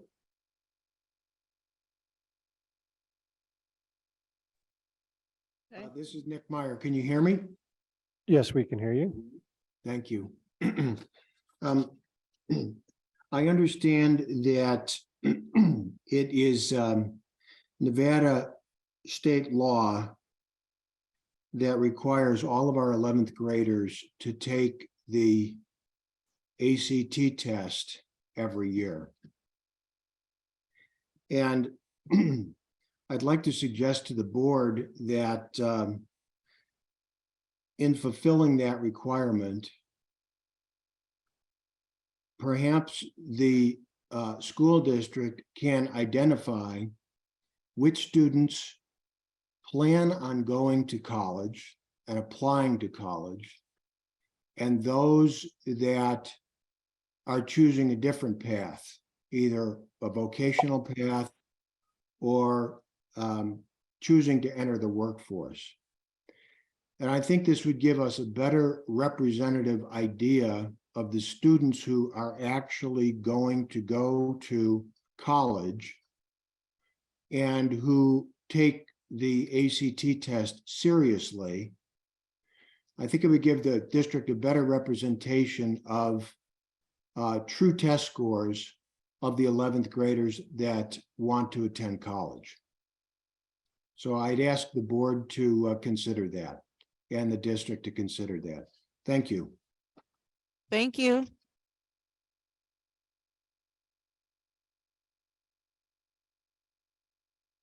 Next, we have Alita. Please state your name for the record.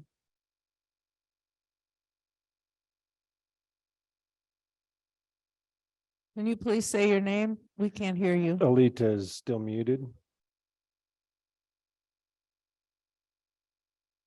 Rita, you're muted.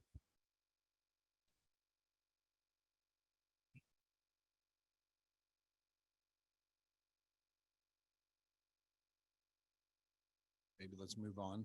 Oh, there we go. She got it. Okay, next we have, No, Alita, go ahead.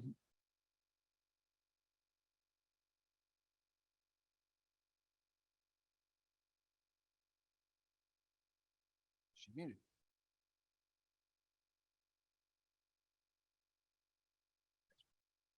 Next, John.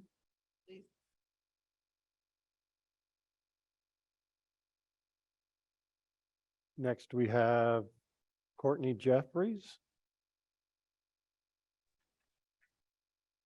Hi, can you hear me? Yes, we can. Okay, so this is from a comment earlier from someone that is there, and just kind of overall as well. As a member of the medical field here in Carson Valley, you have no idea behind the scenes of what happened during COVID. You have no idea. You have no idea what we all went through in the Valley, period. And yes, it affected children. The teachers union are what helped the teachers champion fairness, economic opportunity for themselves, and defend on tax on themselves. So do not tell the board to not respect the unions, because once again, the board is not the teachers, nor is the board the parents. We need to listen to the teachers and the parents and not disgrace them and not try to demoralize them. And the board says no matter what, that they're trying to abide by what is fair. This sounds more like a dictatorship than a democracy, you guys. So please listen to our teachers. Please listen to our parents. And I think teachers should be able to wave an LGBTQ flag all they want, because our LGBTQ students need to be seen, heard, protected, and have allies, because no one on the board is an ally to them. That was evident with your so-called equality proposal that was passed last week. Thank you. Thank you. John, anybody else? That's it that I have online right now. Here, Karen Lamb.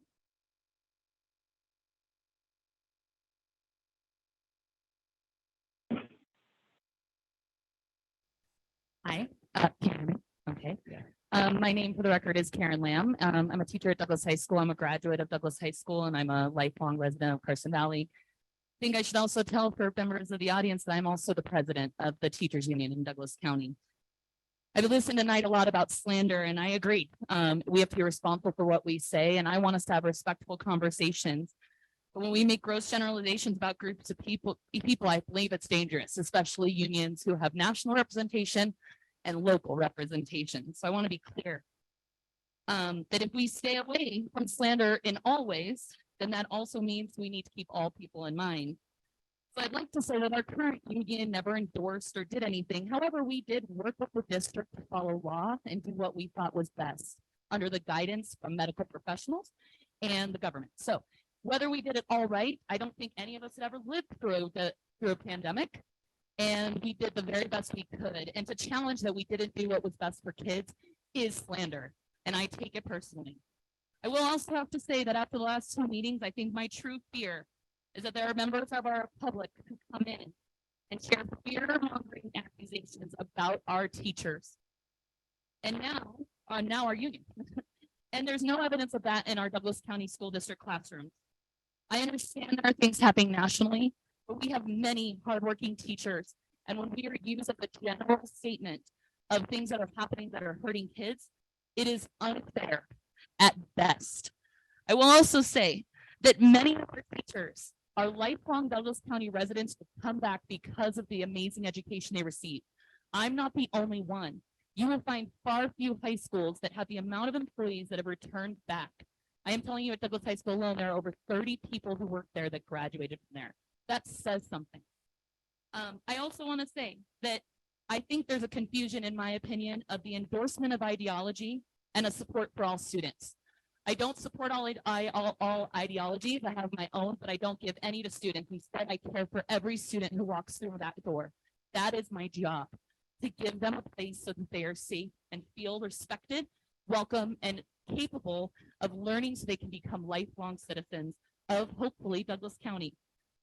I really came here today, though, to advocate for teachers, because I do believe that our teaching staff is doing an amazing job. And I want to advocate that I know that pay raises can't always happen. I am very thankful for the 2% and the PERS coverage, although I agree with many, it's not enough. But I would also advocate that honoring the time that has gone into snow days for teachers and staff members, and knowing that even though they weren't at school, there was a lot of work going into communicating with students, redoing lesson plans and adding in different things so that we could make up in that time. So there's a gift that you could give teachers. And I thank you very much for hearing me today. Thank you. Okay.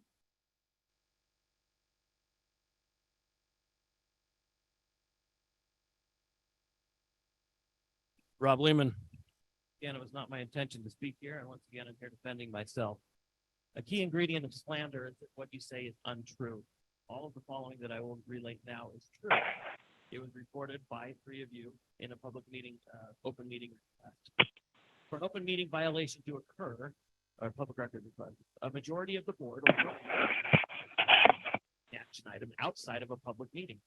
On January 7th, Virginia Starrett wrote the following email to David Burns, Catherine Dickerson, Susan Jansen, and 3 other citizens. She said, confidential please. It is my understanding that Doug Engelkirk is set to become the new president. I'm not happy about this at all. He caved on almost every single vote that would have mattered as he sat on the board. He spoke highly of Pete Lewis, and he voted in all his raises. He embraced a completely stupid and irrational neutral policy.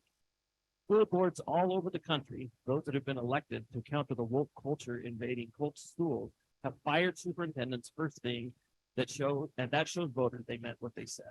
Yes, I'm being hard line. We promised hard line. Trustee Jansen responded to this email the same day, but only responds to Starrett and Trustee Burns. Her email reads, no decision has been made. He is voluntarily coming to our meeting to discuss this. I would be more than happy to take the job of president if the majority wants me to. 2 minutes later, Trustee Jansen sent another email to Mrs. Starrett with the following. I just included Dave because he and I have been involved with Doug on this together. This last email establishes that Trustee Jansen, Burns, and Engelkirk have communicated regarding who should be board president.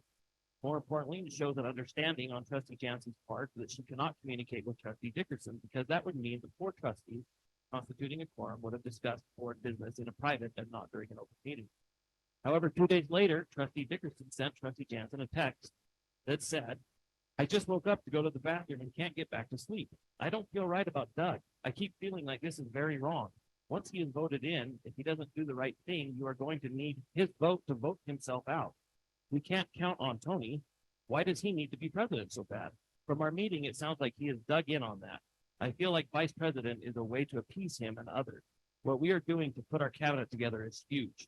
Just super weird, close quote. This text message alone from Trustee Dickerson to Trustee Jansen creates a walking forum as 4 trustees have now discussed who will be president. Furthermore, Trustee Dickerson references a meeting that she was at where Trustee Engelkirk apparently expressed a strong desire to be president. Finally, Trustee Dickerson acknowledges that they are doing stuff to put their cabinet together, incorrectly using the word cabinet instead of officers. There's no surprise that when Trustee Dickerson made the pre-decided motions for all 3 officers. These communications establish a clear open meeting violation. They are fact. Instead of transparency, this board is doing business behind closed doors and not in the view of public, as required by law.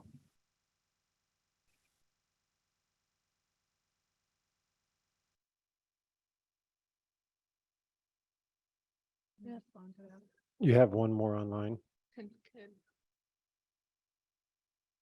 Yeah. Trustee Dickerson. Yes, I wanted to be kept in mind that we hadn't been on this board for an extended amount of time. We were new. The only thing we knew was that you can't have 4 people meet at the same time. And that's all we knew. We were not schooled beyond that. So any mistakes that might have been made were not intentional. That is for sure. So I think the light that was put in was very ugly. Thank you. Bless you. I will also just put on the record that although an open meeting law complaint was filed, a response has been filed as well, and no decision has been made on that issue. Thank you. Next person that would like to speak? You have one on, oh, go ahead.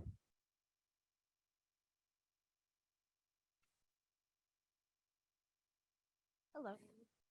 Hi. Name? This louder? More than this? Is that, oh my gosh, so shout. Okay. So my name's Amanda Lacka. I am a teacher. I am also a Douglas High School graduate. I also grew up here. I'm also an officer of our teachers union, DCPEA. I'm the vice president.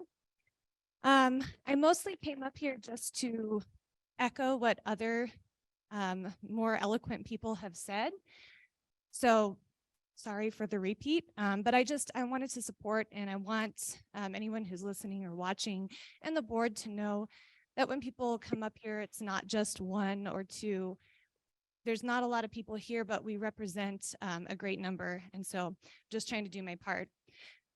First of all, I want to echo what Karen Lamb said about generalizations and that our teachers union in Douglas County, we're quite small.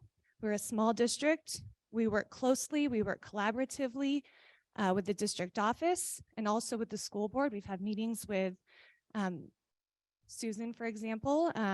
We meet with Keith and Joe monthly, and our purpose in meeting is to solve problems, advocate for teachers, and make the best decisions that we can that will support our students.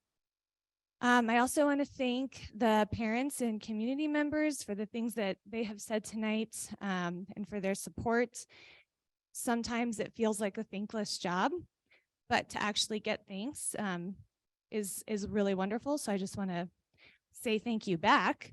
And then finally, I just want to end with, none of us who are teachers are in it for the money. We pour our heart and our souls into what we do.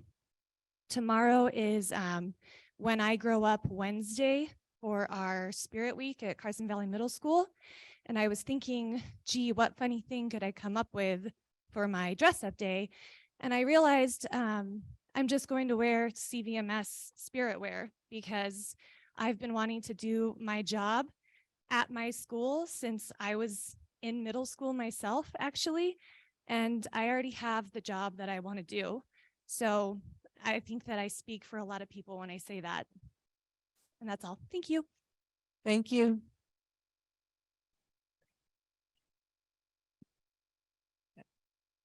We're all done? Oh, one online. Okay. You have one online.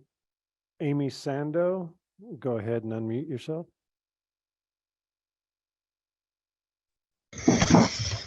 Hello, this is Amy Sano. I teach at Douglas High School.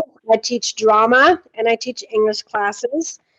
And I'm calling in just to let the board know that there's these accusations that we feel are accusations against us teaching CRT, trying to indoctrinate children, is very exhausting on us.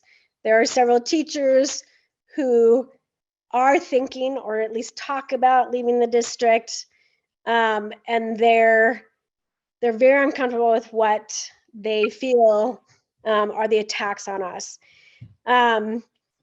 I have been listening to the board meetings, and there's been a lot of talk from board members about trusting. We do trust the teachers, but we don't see evidence of that. And one of the things I heard about was actually board members going to a class on thinking maps because they were worried about the content.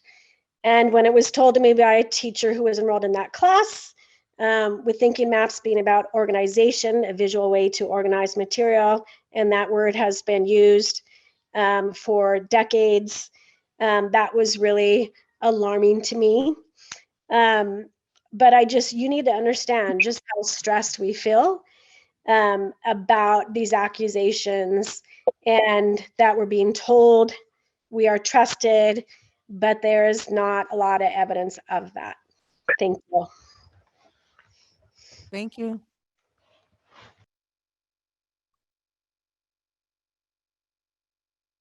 Oh, there's another one on there. Okay.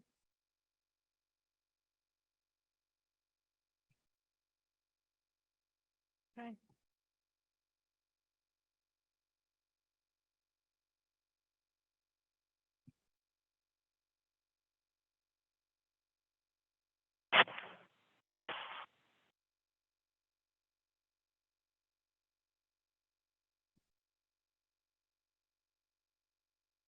I believe we're ready to make a motion.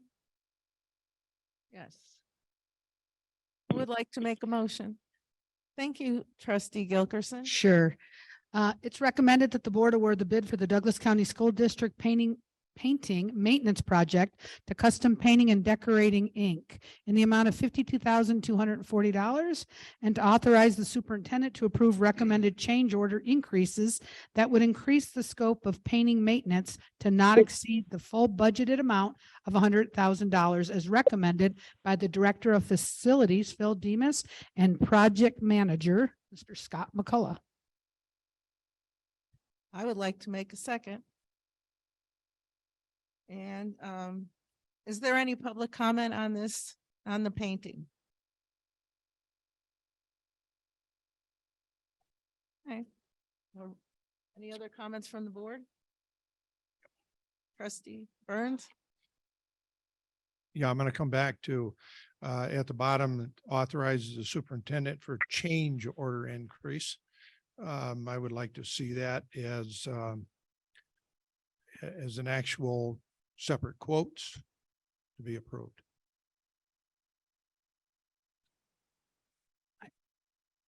Okay. Yeah, yes, trustee Dickerson? Yes, I'd also like to say that I'd like to thank Mr. McCullough and Mr. Demas for the wonderful job that they do. And also that I have full trust in them.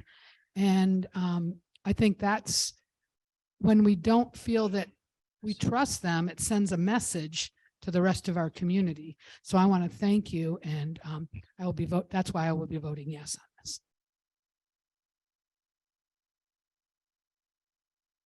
Go ahead. So really, this isn't anything new. You guys were said, it was said that $100,000 was what you had to work with. You've only spent 52,000 of it, and you're just looking to finish the project. Is that right? Not to exceed the 100,000 for that particular project. That's really it, right? Nothing beyond and above that for painting. For the painting project, Yeah. we would finish these two jobs for the 52,240. Then we take the rest of the money, and we're looking at painting Scarcelli and probably the district office after that. I mean, So that's our plan. okay. That falls within the 100,000, is that Yes, right? we're Okay, good. so that's what you were allotted to begin with. You're just Exactly. using it up. And I've been a facility manager and director for 25 years. And I know what I'm doing, and I know how to deal with people's bids and prices and hold people accountable, as you saw with the roofing company today. So since I've been here, I've saved the district $3 million. So if we're going to worry about me controlling another $40,000, and if Mr. Burns has a problem with it, then I have a problem with him. I'll leave it at that. Any other comments? Okay, time to vote. We're voting, Yes. Oh. All in, do you have a comment? no, yeah, I have a comment. Okay, trustee Kangas? Thank you. So the recommendation stands as is, correct? Yes, sir. For the vote. Yes, sir. Thank you. Okay. All in favor, raise your hand and say aye. Aye. All Aye. opposed, say nay. Okay, 6-1, 5-1. Five. Did you say aye? He said. Burns nay. said no. 5-1. Oh, I'm sorry. I thought. Tony, Dave. Dave was. Dave was. Tony. Sorry. We're moving to number 11, pavement maintenance contract approval. The board will consider awarding a bid for services to West Coast Paving for the Douglas County School District pavement maintenance project in the amount of $64,000. Gentlemen? Thank you, President Jansen. Again, Scott McCullough, Douglas County. Jacks Valley Elementary playground paving has deteriorated past surface maintenance. It is unstable and requires a mill and overlay. Work not complete this year, we recommend it to be completed next year project. As always, the work was publicly bid and West Coast Paving bid for the work was $64,000. Delivering the greatest amount of work now maximizes the budget amount of 100,000 and gets the district closer to its goal of catching up of deferred maintenance to get all the district back to its regular maintenance schedule. Ensuring that the district is receiving the bid value for any change order work is covered. Maintenance bids are based on square foot prices. Any work requested must be in alignment with that original bid acceptance recommendation for Superintendent Lewis to approve.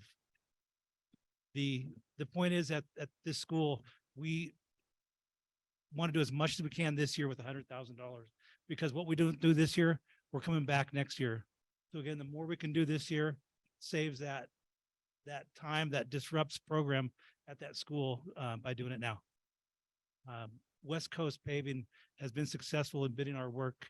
I think the last 3 out of the 4 years and does an excellent job for the district. Thank you. Any comments from the board? Okay. I'm sorry. Yes, Mr. Kangas? Just a comment that West Coast Paving did the high school parking lot, correct? I found that to be a very beautiful job. I know it's been beat up this year, but just Good. yeah. That's all. Any other comments?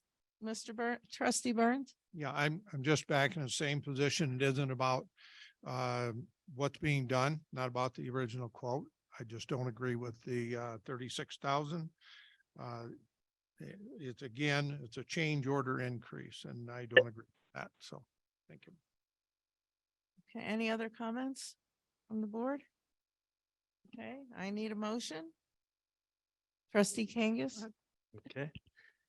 I make a motion that the board award the bid for the Douglas County School District pavement maintenance project to West Coast Paving in the amount of $64,000 and to authorize the superintendent to recommend change order increases that would increase the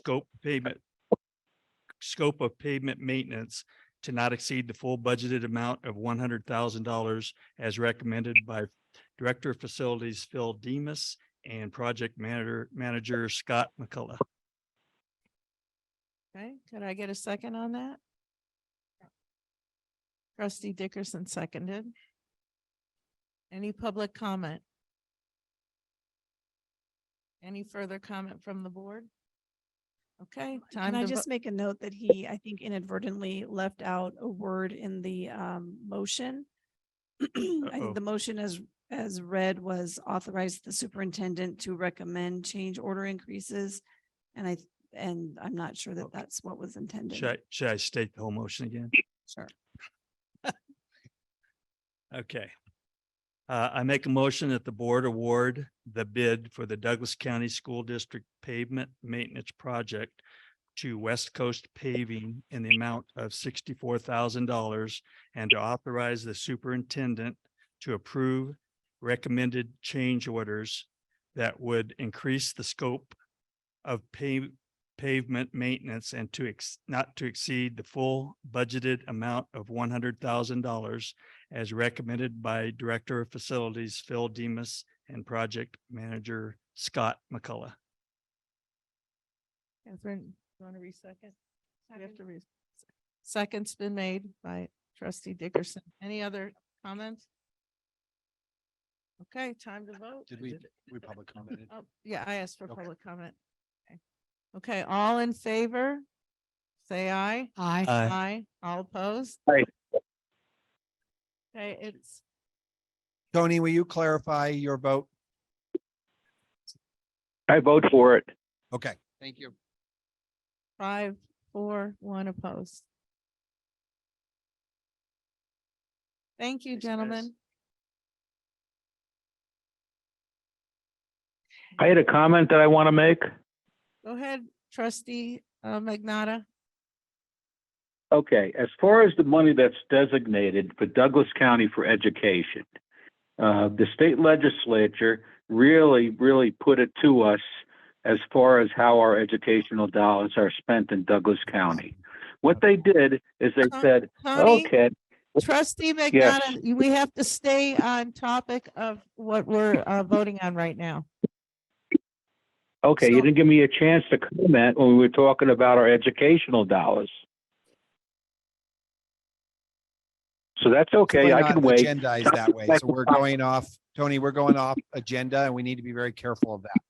So if it's something that you want to talk about in the future, when we get to future agenda items, it's certainly something you could put on an agenda for a future discussion. Okay. All right. Thank you.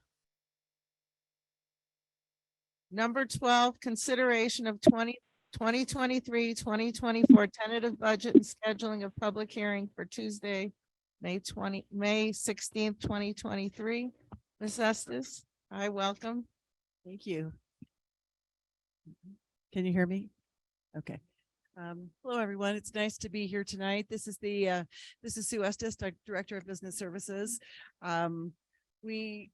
Each year we do a tentative budget based upon the governor's recommended budget. And this year that is still the same. We haven't changed anything. And it's important to look at the highlights because there were some things that we actually had to build into this budget that we've never had, well, not in the history that I've been here, have we had such increases in our PERS. For employer paid, it went up 3.5%. For our employer paid, it went up 2%. The district is trying to show some real due diligence in the past, we have absorbed those increases by both parties, by the district and then also by the employees. Well, the district wants to take a little bit of what we had for an ending fund balance from last year. And with the revenue that is proposed from the governor's budget, it is allowing us to actually pay the full portion of that PERS so that they're not hit with any kind of a decrease starting in July. So that's the proposal that we have, and it looks kind of funny in the highlights because it looks like it's going down, but that is because last year we had our special ed, half of our special ed, because of the way they budgeted for it, they weren't clear. We moved half of our special ed into the general fund, but what we had to do is remove those from the general fund and put them in the special ed and then show it as a transfer. So it looks like the salaries and benefits are going down, but that's really the reason. And then the few things that are there are very clear about the changes that are being made. As you can see, the transfer really makes up for the increase in the transfer makes up for that decrease in the salaries because of that special ed portion of it. But we were able to come to a 4.3% ending fund balance. We had to add some things in on approval of the board. If we're going to go forward with the 2% increase, we had to add that into this particular budget and then also add another step in column and then add the 3.5% for PERS. So by taking everything that we had, that we were able to do that without decreasing anybody's salary. So nobody will be decreased in the next year. They just may or may not get an increase. So that's basically the bottom line of the entire budget. So that was it. Thank you. Any comments from the board? Questions? Trustee Burns? Hi, Sue. Thank you very much. You're very You always answer the questions when I need to ask them in the office. So thank you very much for that. You're welcome. I don't know if you can answer this or Mr. Lewis, but there is state projected money. Am I right? Yes. Well, we get a governor's recommended budget. We've received that, and that all of that revenue, except for, and I just kind of want to make this a point, we are receiving about $1.9 million less than what they projected for our base funding for the current year because of enrollment. We don't know, they may true that up and it might not be as much as 1.9 that we have, because we budgeted for it, we're not receiving it. So we took a little bit of a conservative approach, to the base funding for the PCFP, and we only reduced that by 900,000 just in the event we don't get those funds that they have said. But other than that, everything that has been earmarked by the governor's budget is in this budget in revenue. Okay, so it's in here? Mhm. It's in here, the projected? Yes. Okay. Yes, I it didn't is. see it. That's Yeah. why I was asking. You don't see it because you only see the expenditure side, but on the budget itself, you'll see on page 10 of 77 in that big monster packet that you have. Oops, ours aren't numbered that way, so we'll.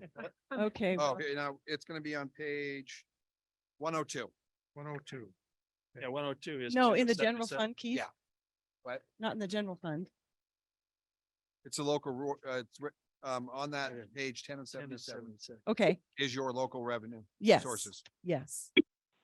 And- Okay, the 50 million for the PCFP base funding is only 900,000 less than what the governor recommended, but that's because we're receiving so much less in base funding this year. We just did not want to put the total amount in there and have them reduce it. So we kind of just played the devil's advocate and kind of reduced that by 900,000. The 3,889 is the transportation cost that is built into that budget. And then the 4,000,010 is the special ed local budget that is built also into there. In essence, that's then by showing that as revenue in the general fund, we have to show the transfer to the special ed, which makes it a little different. But the entire piece of the revenue is in there except for the 900,000. Okay. Okay. One other, I just drew a page. The other question is the amount of money that is contracted for the teachers and of course all staff. Was it 1.5% originally? You mean for the increase? Yes. So at the beginning of 2000, this school year, we gave a 1.5% increase. Oh, you're talking about what we did. And Okay. we are proposing tonight, an additional 2%. And then traditionally, we have split the, any PERS increase. And as we've talked about, this is a historic increase in PERS that none of us have seen. And tonight, we're also proposing that the district pick up the total PERS increase, which has a price tag, and I'll talk about that a little bit later, but approximately about $1.2 million. And so theoretically on July 1st, what would have happened in the past is salary schedules would have been reduced for those in the employer paid PERS would have been reduced 1.875%. So theoretically, we will not reduce those because we're going to pick up the employee's share of that. So over this last year, you're looking in the ballpark of around 5-point-something% that we have contributed to our employees. Okay, that's Yeah. what I was looking Is for. that what Thank you're you. looking? Yeah. And I think that that's the, there's a lot of talk out there about, 2 billion going into education. And we talked at the legislature in terms of that money. While it sounds like a lot, it doesn't do a whole lot for years and years and years of underfunding education. And when you take on a PERS increase and you take on, Sue's built into here, into the budget, we're estimating that our liability insurance will go up $22,000. We've had many conversations about our health insurance fund and those are built in there. And what's been out there publicly is that every student will be funded at $2,000 more per student. Douglas County students will be over the 2-year period. We'll see $1,200 more in funding, but a lot of that money is already spent just maintaining. And people have talked inflation. Yes, inflation is, but the school districts we don't get the benefit of getting the inflation in the funding that comes our way. So we love the fact we're getting additional funding. It is going to help us. We still believe at some point when we get out and we know what our actual money is, that we may have the ability to do more for our employees when we roll into 2023-24. Okay, so there's, I just want the handle on it because a lot of questions came up. Yeah. Even here in public comment.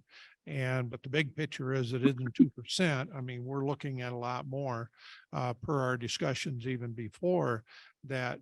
You just said 5.7. But I can tell you where the board, and I know where you stand. Yes. We would just as soon give them a lot more, Right. but we are strapped. Well, and I think, according to the state. I think what needs to also understand is that we are not in a negotiation year. And this board and the prior board have taken steps to do what we can. And so everything, when we talk about the 5.3%, that is built into, we feel confident that we can carry that forward, or we wouldn't ever bring it in front of you. Because we have to take that into consideration. And so again, she has to build a budget to a she built it to a 4.3 ending fund balance, but there will be underspend, which then gives us some flexibility as a district to do more once we start to see what that picture is. So, again, I think there's not one of us, I know you all well enough to know there's not one of us that don't want to do everything we can for our employees. And I think we have shown a history of about $10 million investment in our employees over the last 5 years, which is pretty good when you consider that we were in a hold harmless status for 2 of those years. And it Yep. speaks to Sue's work. Any, trustee Dickerson? No, I'm good. Any other further questions, comments? Okay, yeah, well, I need to do a motion first, sweetie. Okay. Would you like to make a motion? To approve the budget. To approve the budget. Can read the recommendation. Read the recommendation. Oh, yes. Hang on. Oh, Before you start.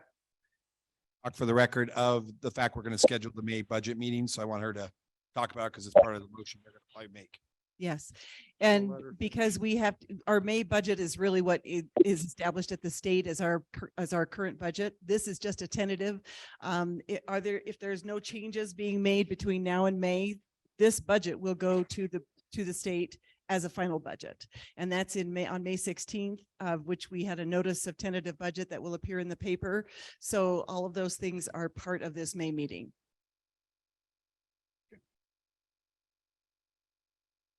My question's answered.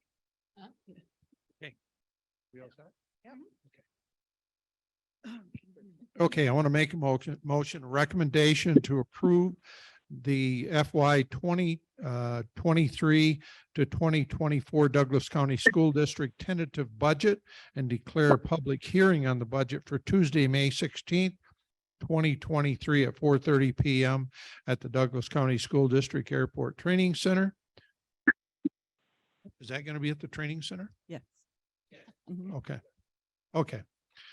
1126 Airport Road Building G1, Minden, Nevada 89423. I will second that. And I know that there's public comment. Yes, just state your name and. Hi, my name is Erin Miller. In regards to budgets, I'm not sure if anybody remembers, but back in 2018, the reason that we have the decrease in budget is because legislature changed. In some board meetings, I've heard people say, well, it's my county tax dollars that should go to my education. Well, that's not true anymore. 2018, the legislation passed, and I even emailed all of our constituents and everybody who was here or going to those meetings, our senators and things like that, that this was a bad idea because it really hurt our rural communities. And the only way that's going to change is if then we legislate back. However, with 2 larger counties, Washoe and Clark, now receiving more funds from our property taxes in Douglas County, I doubt that that's going to change, but we still need to try. And I think that that will then help our rural communities, not just us, but maybe Lyon County and the other small rural communities who have lost those funds as well. Thank you. Okay, ready to, any other public comment from the board? Thank you. Erin, I just want you to know that we agree. Thank you. John? I agree. Nicholas Mayer, go ahead and unmute. This is Nicholas Meyer for the record. I'm looking at the budget Can you please document. state your name? I can't hear, we couldn't hear your name. This is Nicholas Meyer. Okay. I'm looking at the budget document on page 30 of 77. And under federal sources, is it on line 4,500? Federal sources, restricted state agency, 11,988,589. This is a significant increase from the year ending in June of 22. So is the district receiving $6 million more from the federal government?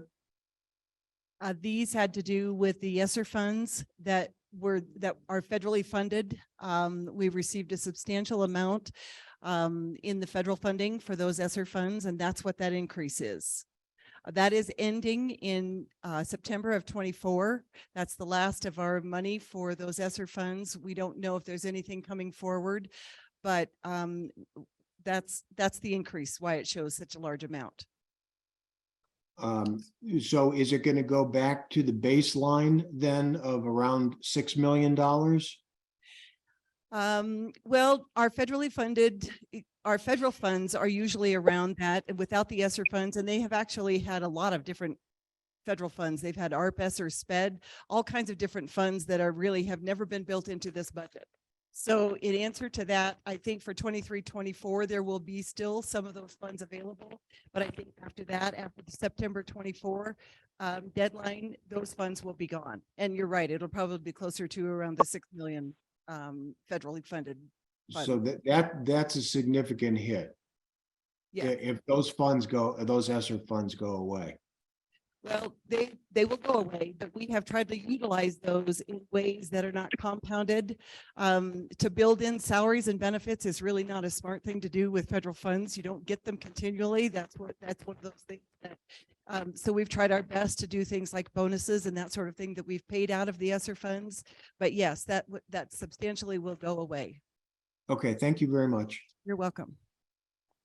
Thank you. Any Can I- other? I know he comment? has, and then I'll place it Trustee after Burns? Dave's done. Yeah, Mr. Lewis, would you be wanting to explain what transpired because some counties didn't use their money? And this is a reason why we're doing certain things in this county to make sure that we don't lose funds in the future? If I remember right, we talked about that. Well, I think that we might be on the same page. I think that the thing we have always been mindful in Douglas County, and to Brian Frazier's leadership prior to Mark, and Mark has picked that up, is to be very careful with grant funding, that we're not rolling expenses out of the general fund into the grant funding that then now you have to figure out a way to pay for them when all that money goes away. And so we have been very mindful of that financial cliff that we don't set ourselves up for. So when you look at 5 million to 11 million, we don't have the concerns that we're going to have to now find spaces in the general fund. So we have invested quite a bit of our money into our EPIC coaches. We've been very clear that those coaches will go away at the end of ESSER funding, and we are not anticipating bringing those back into the general fund. So I think that's important. School districts do things differently. As I testified at the legislature. There were a lot of districts that put a lot of money that they're going to have to now draw back into their general fund when ESSER money goes away. And so one thing on that, we do have to we have to allocate by the end of 2024, but the different funding sources, the last funding source, which is AB 495, and Mark, you're shaking your head. Good. I'll just watch you as I talk, we have to expend by that September 30th of 2026, but you have to delineate what you're using it for. I'm proud of the efforts that we've made in that area, and we're always good about spending our money. In fact, Mark and Brian were asked to present at a state conference in terms of grant management because of the model work that we have done here in Douglas County of ensuring we're spending money and we're not sending it back, which is critical. So you don't use it, you lose it. Correct. And it doesn't look good. And that increases your risk, which makes it more difficult to, do you want to explain that, Mark? Maybe? I think this is important for you to know in terms of we're constantly evaluated for our level of risk. Mark can explain it better than I can.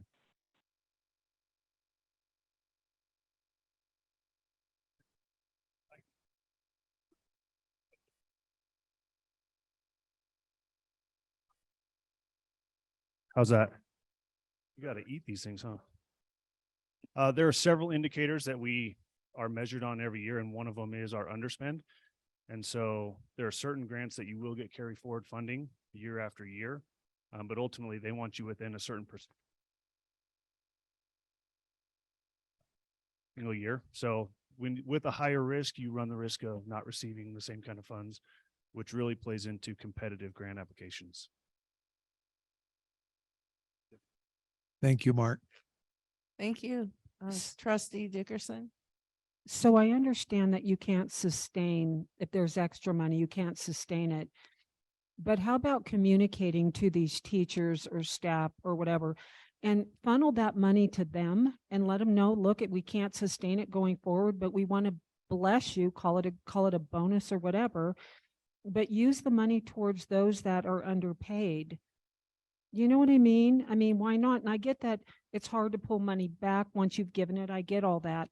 But I think some would rather have a little than none.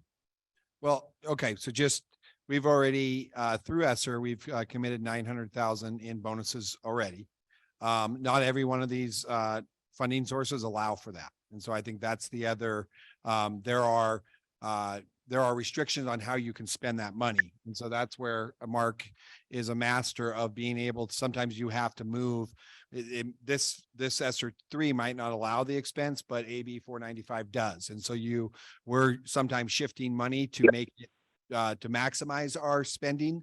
And I think ultimately, again, I think we will have the ability to look there down the road, because when you create a budget, everything doesn't work perfectly. You don't expend it down, your perfect plans never come through.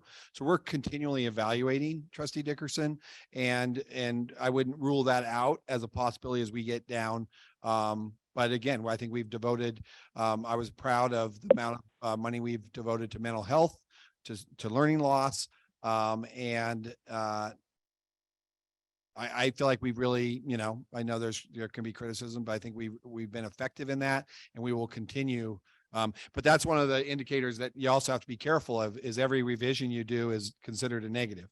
And so that creates a risk score. So Mark can talk to that too. I'm just throwing all kinds of things at you, Mark. It's all good. So yeah, we can revise certain number of times a year. The more revisions that you do, the less responsible you look with your budgeting of those finances. And so we try to allocate what we want to spend it on, and then we'll look at what we spend, what we've underspent, and then we'll pull that together, true up our budget, and then send in a revision so that we can better spend that money down. And so, I mean, this is a time of year that we'll be looking at those revisions. And like Mr. Lewis said a little while ago, ESSER 3 will end up with our obligation period here, or our allocation period here in September. So then we'll have a year's worth of obligations that we want to make sure that we write that budget in by September, so that in that next year, we can accurately spend down what we want to spend it on. So we need to be careful with what we write into those. And, there are certain things, certain strategies that we consider. One, we want to make sure that it applies to our strategic plan. We want to make sure that it's fulfilling needs of our schools and our students. And then all those things that we look at, we want to make sure that whatever you write is going to be something that we spend down. So things that are easier to spend down, we tend to look at those kind of big one-offs with some of those final revisions. Thank you, Mark. Trustee Dickerson. It's just my opinion that everybody knows, from our government, our governor down to local municipalities, we are hemorrhaging teachers. We better start paying them anything we can. And so we need to get creative, and you do a great job, Ms. Estes, you do. But if there's any money that can be funneled to teachers and staff, that needs to be done. And so I can't stress it enough. So that's it. Thank you. Thank you. And I totally agree. I really do. I think it's just something that and had we not changed to the PCFP funding, it's like, I'm sorry, Aaron indicated, had we not changed to this PCFP funding, we were increasing our property tax about 5% a year. So now in the state of Nevada. That's really, it's kind of just put us into a position where we don't have. Anyway, Mark does a great job with grants. He's just done this year, and he's just done a great job with grants, and he is very, very, have I said it? Nice thing. Okay, so anyway, I'm done. Thank you. Any more comments from the board? I Okay. just real quick, Trustee, Burns? a frustration. I know from the board and everybody sitting here, the frustration is not knowing the final hard numbers that we can do more. I totally understand that. I'm just hoping those, that would be affected by that financially, teachers and, administration, hopefully they are patient, just like we're going to have to be. Yes. I think that we've got good relationships with our employee groups, and I think that the transparency, we're clear, and I think that they appreciate that. Karen came up here tonight. I think she knows where we're at this point, and that's what we can do. And those of us that truly understand the retirement, that is a big deal. That we're covering that entire cost, and so we're united on that front. There is certainly, but you also have other obligations, and 85% of our budget is salaries and benefits, and you have to stay somewhere in that ballpark, or we'll be coming back here with dire straits. And I don't want to ever put you in those situations where we don't have the money to fund our employees. So I think it's the expertise, luckily, of Sue that I rely on, and she does an amazing job. So I appreciate that. It's called reality. Isn't it? Yep. Thank you. Any other comments? Yes. Sorry, just real quick. Yeah, I think, Trustee Joker. sorry. I think that as a district, we try to do the best we can. And I think that Sue does a great job. You do a great job, Mark, and Keith does a great job of trying to get our teachers as much as we can. But something else that we can do, teachers don't always work for money, right? We've heard that a few times. I'm sure we've heard it more than a few times over our lifetime. They do it because they love teaching. And I think that the way that we conduct ourselves and support our teachers is also very important. Like I said, it's not just the money all the time, but it's the trust, it's the relationships that we build. It's, we heard things tonight about, we feel accusations are very exhausting. I think if we can limit that type of feeling on our teachers, I think that will raise our climate in our schools and how our teachers feel. And because it doesn't always come down to money. So that's what I wanted to say. Thank you. Thank you. Any other comments? Okay, time to vote. We made the motion. Can we make the motion? Yes. Yes. Yes, we do. Dave did Number second. 12. Number 12. Okay, all in favor, say aye. Aye. All opposed, nay. Unanimous vote. Number 13. Review and update of the districts. Mr. McCullough, Mr. Demas, you are cordially invited to join. Review and update of the district's 5-year capital improvement plan for 23-24. Okay. Well, because I get the dollar signs put in front of my, job, I get the explicit joy of having to listen to these guys and talk about the needs of the school district and the capital plan, the improvements. That's only part of the package. It is important to note this whole packet has to do with our residential, part of it is our residential building permit tax that we go back to the county every 4 years. This happens to be our 4th year, so we have to actually go back to the county to actually continue this levy of tax that we get $1,600 per dwelling that goes to the school district. So that the letter is written to the Department of Tax. They approve that, then they send us to the county commissioners meeting. And that generates about $500,000 towards our capital improvement plan each year. So if that were to go away, that really does take a hit a little bit. So that's why we're going back. And that's what this whole packet is part of that residential building permit tax, the continuation of the levy, and then the 5-year capital plan. I will let Scott speak a little bit more to that because he is, he's one who has, had the foresight, he and Phil, to go out and determine what the costs are going to be for capital projects. And as we well know, our HVAC is really a huge monster that is not easily, it doesn't easily happen with just the money that we get every year. So. I see that. Thank you again, Scott McCullough, Douglas County, for the record. The 5-year CIP is an evolving document as we identify needs and reprioritize based on what's most important to the district. As you see on this chart right here is next school revive is up here at Whitell. Really looking at accessibility of bathrooms, which are in great need of accessibility upgrades.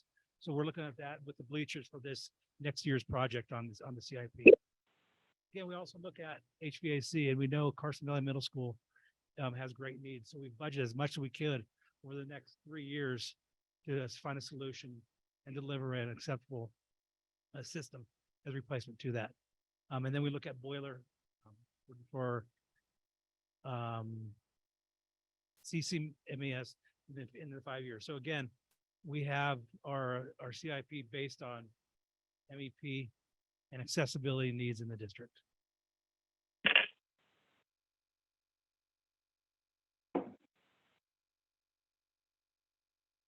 Talk to the DHS stadium improvements of the 23-24 expense. You bet.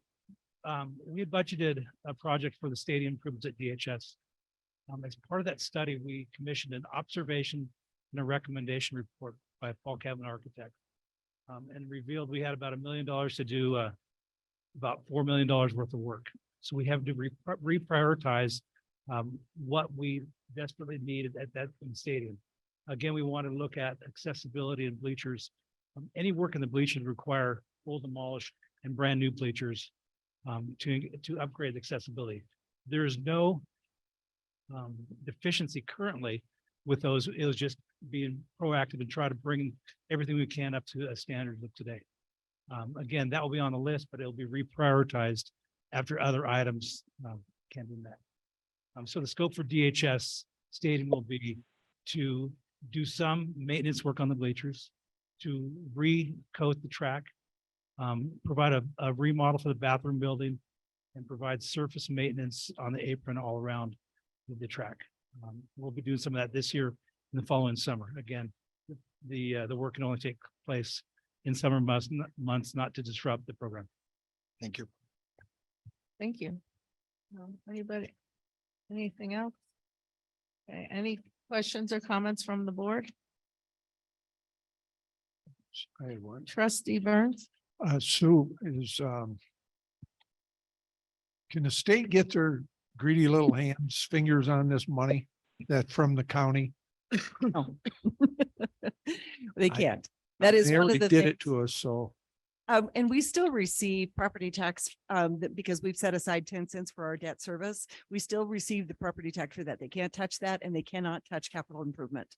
So that at least is protected by the law. Until they change it. No, I'm kidding.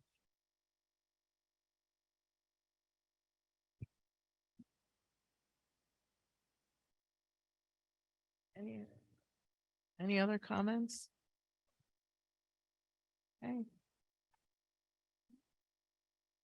Number 13.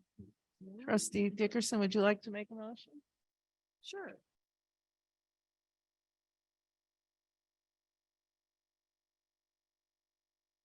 I would like to make a motion. Recommendation, it is recommended that the board approve the 5-year capital improvement plan and authorize its filing with the Department of Taxation. I'll second. Thank you. Any public comment? Any other comments from the board? Okay, let's vote. All in favor? Aye. Aye. Aye. Anybody here? Aye. Tom? It's unanimous, Karen. Thank you. Thank you very much. Okay, number 14, Douglas County School District expulsions, Mr. Rex, Mr. Deadman, and Mr. Ward. Would you handle And this? no, you're just here for the show. You don't own any of these, so I guess you don't have to come up.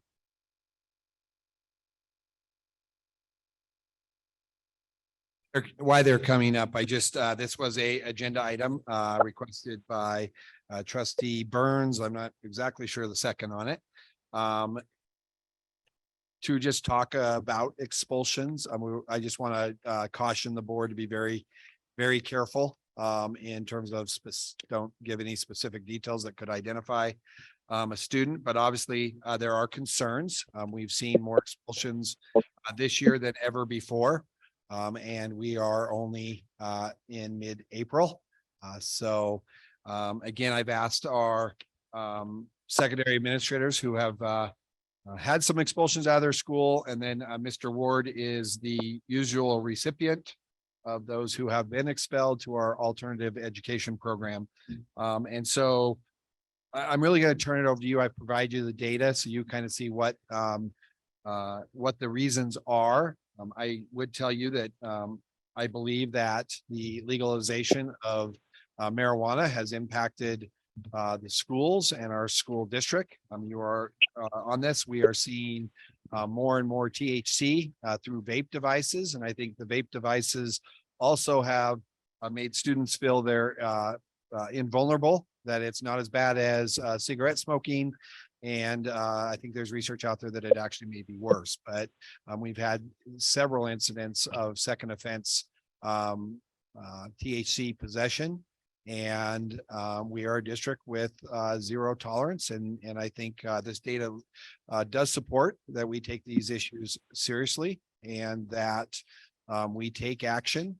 Sometimes, it's difficult for the student who is on the receiving end of the expulsion, but we also, and you also protect all students who attend Douglas County schools. So I'm going to leave it to you, and then they're here. I'm sure they all have thoughts, and I also wanted them to share some of the things that they're doing, that there's no perception that they're just sitting back and admiring the problem. So.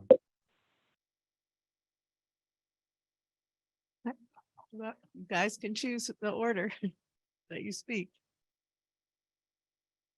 Are there specific questions you want us to answer or a specific part of the data you'd like us to speak to? Trustee Dickerson. Okay, so I was looking at these earlier and a good amount of them are fighting, but there is possession as well. And it's gone up exponentially between, 2020 and 2021, there was one because we weren't really here, but from 10 to 25 as of yesterday or the day before, anyway, 25. And I wonder if you guys feel that restorative justice has anything to do with this. The revolving door of getting in trouble over and over and over again. No, I agree that the data shows that fighting and then repeated drug and alcohol violations are the concerns that came up the most in the data. And board policy is clear that on a second violation, students have to come before the board.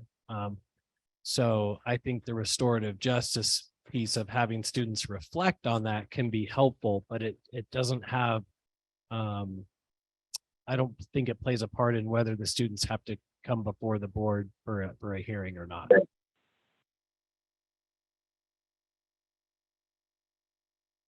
I remember that you were talking about that a lot of kids are filming, the fights. And it seems to me that might be a problem, the TikTok.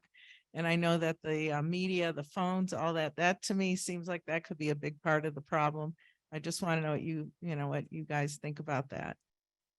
So it's certainly true that this is one area where social media has not helped the problem. And unfortunately, you can, do internet searches for school fights and see many indications throughout the country. It's where students are coordinating and videotaping and uploading. And I think that glorifies a dangerous problem. Thank you. Trustee Gilgerson. Yes, I see what we have here and I know that's an increase and whatever, but if you had a magic wand, and this goes for all of you, what would you change about the expulsions? What if you could write new policy?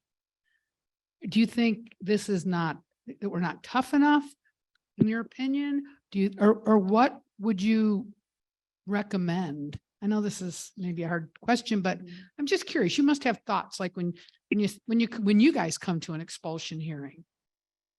Do you feel that the board might be too lenient? And I know we all sit at different times, so you're not talking to one person. Or what would you like to see changed? I've had, and I'll say is I've had a lot of teachers had come to me when that policy came out, 10 years and older cannot be expelled or suspended, and they were up in arms about it. I'd kind of like to know how you feel about that. I know you're not elementary school teachers, but I'm just curious about some of your thoughts about this. So I feel the board is generally supportive and asked to make a difficult decision because, you know, we explain the educational records of the student and what happened, and we all want to see the student be successful.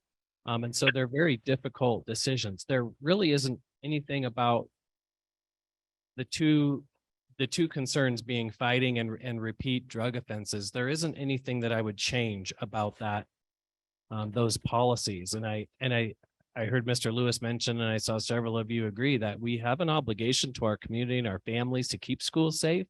And I think by and large, the great majority of our families and community would want to see repeat drug offenders and repeat, fighters or those that continue to initiate fights come before the board and have us come up with solutions. And I want to be clear that expulsions do not necessarily mean that a student no longer attends Douglas High for the duration of their time in school. That as you guys know, you can set the terms, you can set a duration, you can set, decide if there are other school options available. So like when we bring a student forward for a case that we think you need to hear, that what we're really determining is Douglas High the appropriate place for now and for how long. And there are often chances given for students to remediate the behavior and return to us. Sure. Trustee Dickerson. So when I was talking about restorative justice, when I look through those packets, what I'm saying is that there were like offense after offense after offense, and it was like, let's talk about it. And then all of a sudden it just keeps getting worse and worse until finally they get expelled. So I think it's worth looking at that. Maybe it's worth looking at. I mean, something isn't working. And I'm not putting that on anybody. I think we're doing the best we can under the laws we're given and whatnot, but something feels wrong with that. Thank you.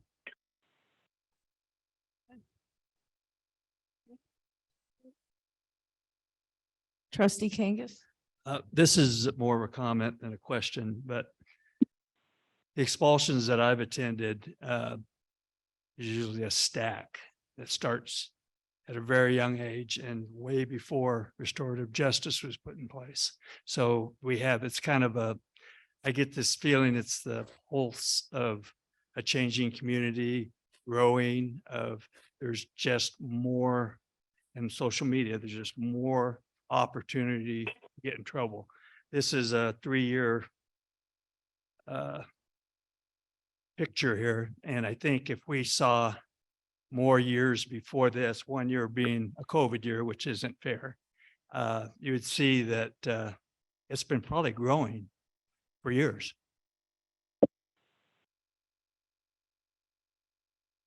Who wants to speak next?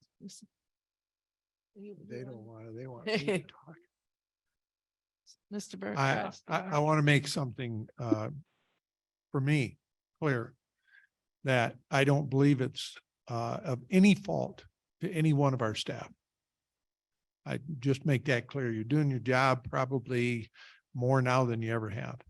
But I'm the one who brought this up because I am really, really concerned that we've gone from 10 expulsions to 18 expulsions in a year to 25 expulsions to date for this year. That really concerns me. And then we look at the different things that the expulsions are about. Last thing I ever want to do is to go to a funeral of a kid that wound up getting fentanyl. And that's the most dangerous thing we're seeing right now. And we have to figure out, what do we need to do? Because I've read the bylaws, I read their policies, and it is clear that they are number one. Our number one responsibility are those kids. I'm talking to the choir here, I know, but it is so crucial that we figure out whatever it takes to do what we need to do to protect as much as possible and to stop these things. Do you agree with that? Okay, so the reason why I'm saying that, I knew you'd agree. The reason why I'm saying this is that's the reason why I wanted to bring it into conversation into this board, is because what do we need to do? That's the question. And I think at this point, instead of keep going on it, I think we all need to stop. We need to individually say, what can we do to change this? What can we do? Is there anything more we can do? I don't want the expulsions. I don't want to see them. I want to be for that. But I'm really concerned about some of the things that came up through the expulsions. You know, and I have to believe that part of it's COVID. Part of it is after thing of COVID, in the frustration, the fighting, the things that goes on, the bullying.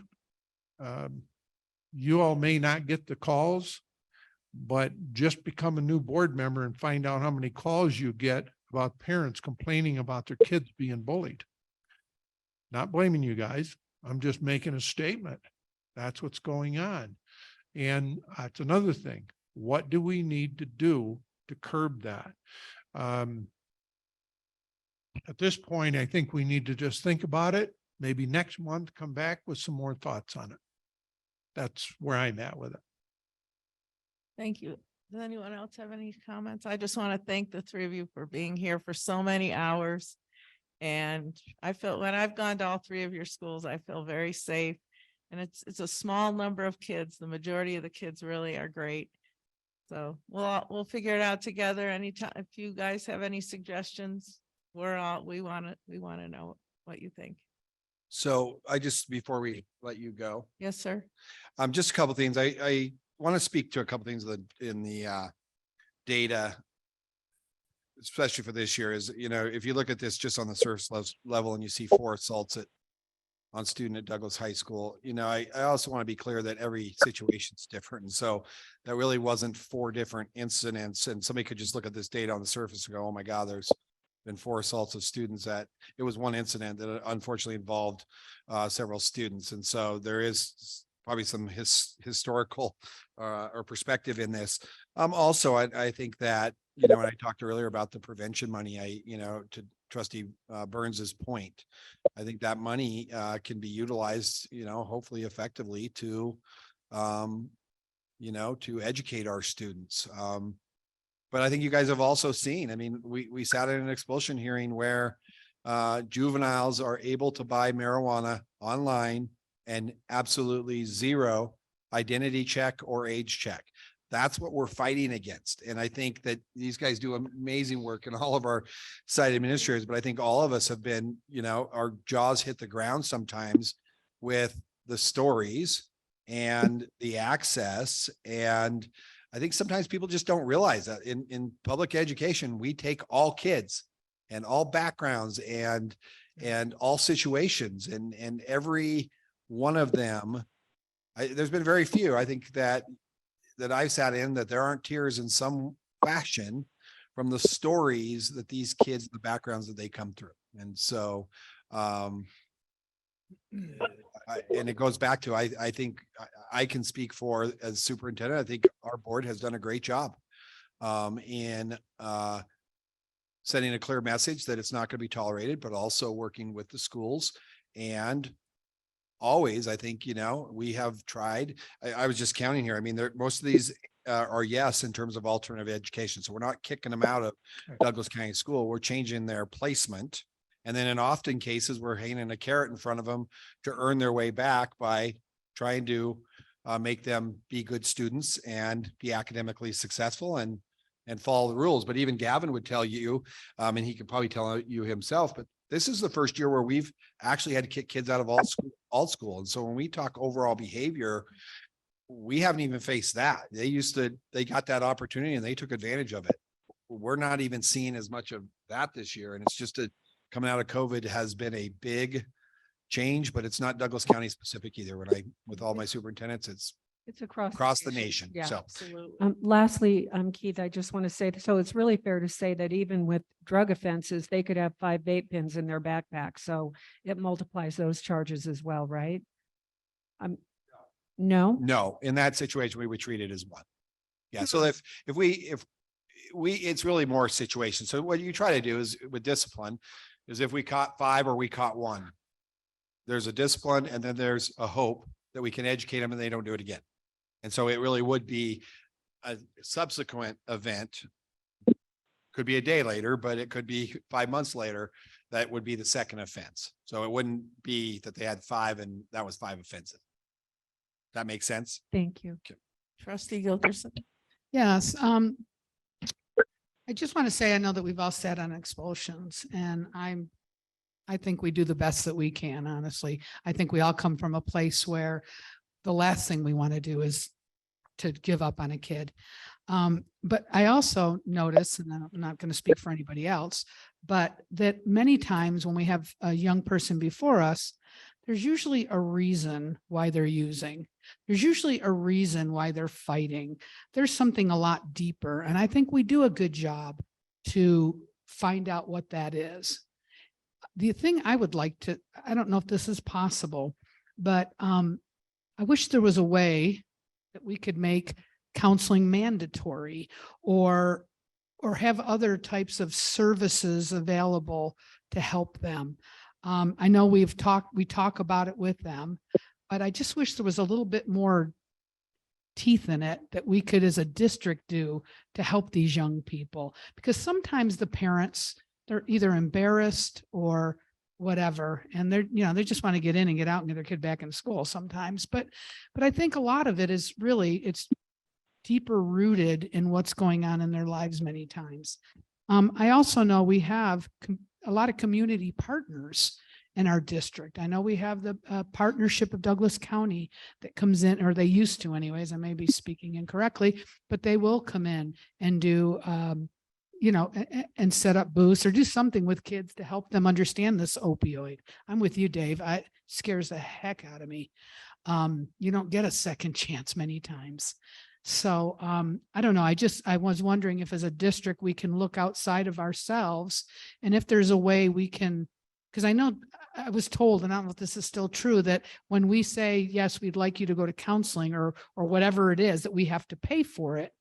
And I know money's tight, but I often wonder if it's worth it too. I don't know. Trustee Dickerson. How about something like, NA or AA? I mean, those are free services, but also it's not just opioids. It's meth, it's coke, it's marijuana. I mean, they're putting fentanyl in everything. So anyway, something we can chew on and think about what to do.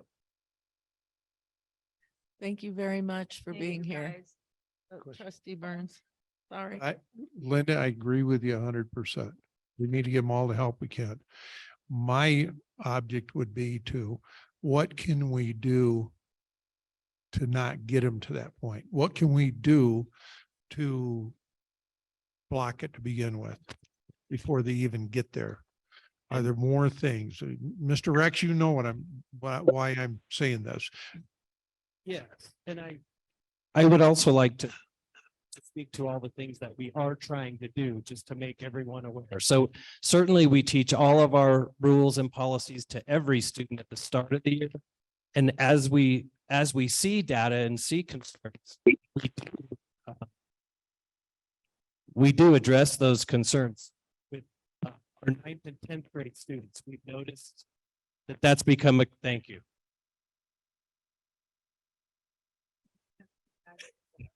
Every other word's better. Can you hear me? Oh, perfect. Thank you. That's wonderful. So we've noticed that there's a disproportionate concern with our 9th and 10th grade students. So we've come in for a semester 2 refresher of all of our rules and behaviors. As we've noticed the increase in fighting, we had an all staff meeting. I did a full school announcement and had teachers follow up so that all students know and are clear on the consequences, that they could even be expelled for a first fight, depending on the circumstances. We try really hard to engage parents in this.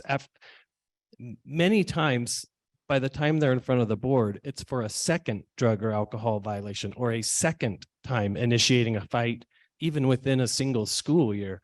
And so on the first offense, we take that really seriously and we meet with the parents and we come up with a plan together, And of course, we're asking for their help. We can't do it alone. Can you be checking their backpack? Can you see if there's, with the drug and alcohol stuff? I think it's correct. And I heard it. I think the vaping becomes the gateway to marijuana and other things. And so Tahoe Youth and Family volunteers come in, and with students whose parents have given permission and students are willing, there's anti-vape education. There's what are some healthy coping strategies that don't lead to a nicotine addiction. And so, and as some of you have said, we're always open to the education piece, other programs that might help with conflict resolution for young people, kindness, healthy coping strategies, everything. We're always looking for anything else we can do. But I just wanted to communicate, and those are just a few of the things that we're trying. And so many of these things are just national concerns, and we're fighting it as best we know how. Yeah. Trustee I Gilbertson? have a question for Keith. I know there was a time, or maybe even any of you guys, there was a time when a student got caught with a vape or whatever it was, and they would lessen their suspension if they attended some classes. Is that still available? Do you know what I'm talking about? Do you remember? Yeah, that? when did you leave your position with the partnership? Didn't it used to be called Stop? Yeah, I know. I know, but I mean, we do, I know, but I mean, they used to, they were the parents, if they went and did 2 or 3 and that counseling still exists. sessions. So on a it's- first offense, it's typically a 10-day suspension for alcohol or drug possession. They can reduce that to 5 days if they. And who's it through now? We're using Thrive primarily. Okay. Is the group that, and I don't Okay. know. Thrive is primarily because it's local. And That's still that's still Yep. offered to Yep. them? Yeah, and there are Okay, several, perfect. it's really of the family's choosing, and even our social worker can help out if there's a Right. hardship or. As long as um, that's available, because sometimes you can yeah. really nip it in the bud too. If And I- it's, you And know, I want to clarify, because I think I said Tahoe Youth Family, but I believe it's Partnership of Communities Partnership. that does come in to Douglas- help with our Douglas County anti-vaping. I want to Partnership. credit the correct yeah, organization, Douglas sorry. County Partnership. And I think the other, all of our social workers are licensed. And so I think as we have 2 openings right now that we're trying to expand that because we have that need. But I think that can be another resource if we can get more social workers. They're not, they're just spread thin right now, trying to meet the needs of all of our kids on that prevention part of it as well. And they can do the counseling instead of Thrive, or? I think they would be able to, yes, they would. I don't want to speak. I won't say it on the That's record okay. 'cause- I shouldn't have. Trustee Burns? I don't think, we know about it. I don't think we totally understand how dangerous this fentanyl is. The one, he got marijuana online sent to him. I don't remember his age, but parents didn't know anything about it. He got it. Anything, when that comes out of another country, you don't know what's in it. And these kids don't realize that. I'm just making that statement. It is so serious. I know John back there, John, 5 deputies wound up in hospital. 1 almost died from it, just basically opening a bag. So it's even adults and everything, I just don't think, and I'm trying to make this how detrimental it is that is it there? Is it here? No. But by golly, we better be awake enough to make sure that we catch it if it does. That's. So I think we all totally understand how dangerous it is. I mean, I think there's no secret to that. And maybe this is not something, every one of our schools is equipped with Narcan to respond. So we have that. Every one of our SROs has multi doses of that. And so again, Dave, we all share that would be our greatest fear in this drug as well. I mean, I think we're not naive. We know it's in our community. We hope and pray that our kids don't get a hold of it, but it's that access is out there. And I think, again, it's just that prevention. And I think we need to look at that. What are we doing at the elementary levels? I think we need to, continue to examine that. So, yeah. There's all, Trustee Dickerson. there's also now, and I'll just close with this. I won't say anymore. There's an animal tranquilizer being put into this where Narcan doesn't work.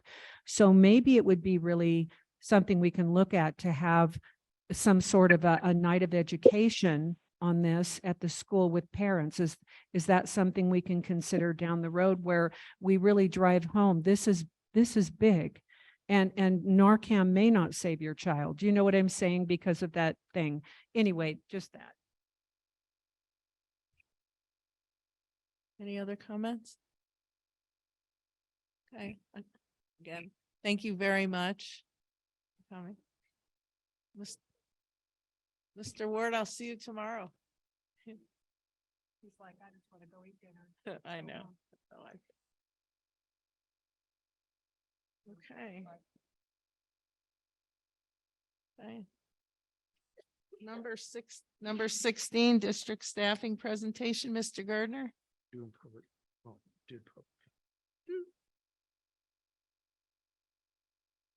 President Jansen. What we've provided for you here is 4-year data on our overall staffing for the entire district. I also sent out a directory. I hope that met what you were looking for. I don't want to go through this line by line, but I'm wondering, number one, is there any questions that you have on or anything specifically that you want to look at in this data that we've provided? At this time, I think this was really helpful. Thank you. Okay, and then the last page is current openings that we have right now for both of our classified and certified openings. Several of these have been filled this week as we've gone. So I put this together last week. For example, we have filled one of the custodian positions there that's listed. And so we're right in the midst of our hiring season, and our administrators are rapidly hiring as quickly as they can. And we have seen a pretty good number of applicants this year, even for special education, which is encouraging. The positions that we've had the hardest time filling, obviously, are our special education and some of our CTE classes. But we're really optimistic that we're going to fill our positions and are seeing an increase in applications, which is really exciting. Great. Thank you. Any comments, questions? Mr. Kangas? Yeah, I see all the positions, and certainly the biggest need is SPED openings and teacher openings, back to back 15 and 14. I've talked to Keith about this before, and as if the superintendents were somehow had some magic stick that they could wave at the legislature to add funding to our special education programs. You can't, there's a spot where we always have trouble, and it's getting worse.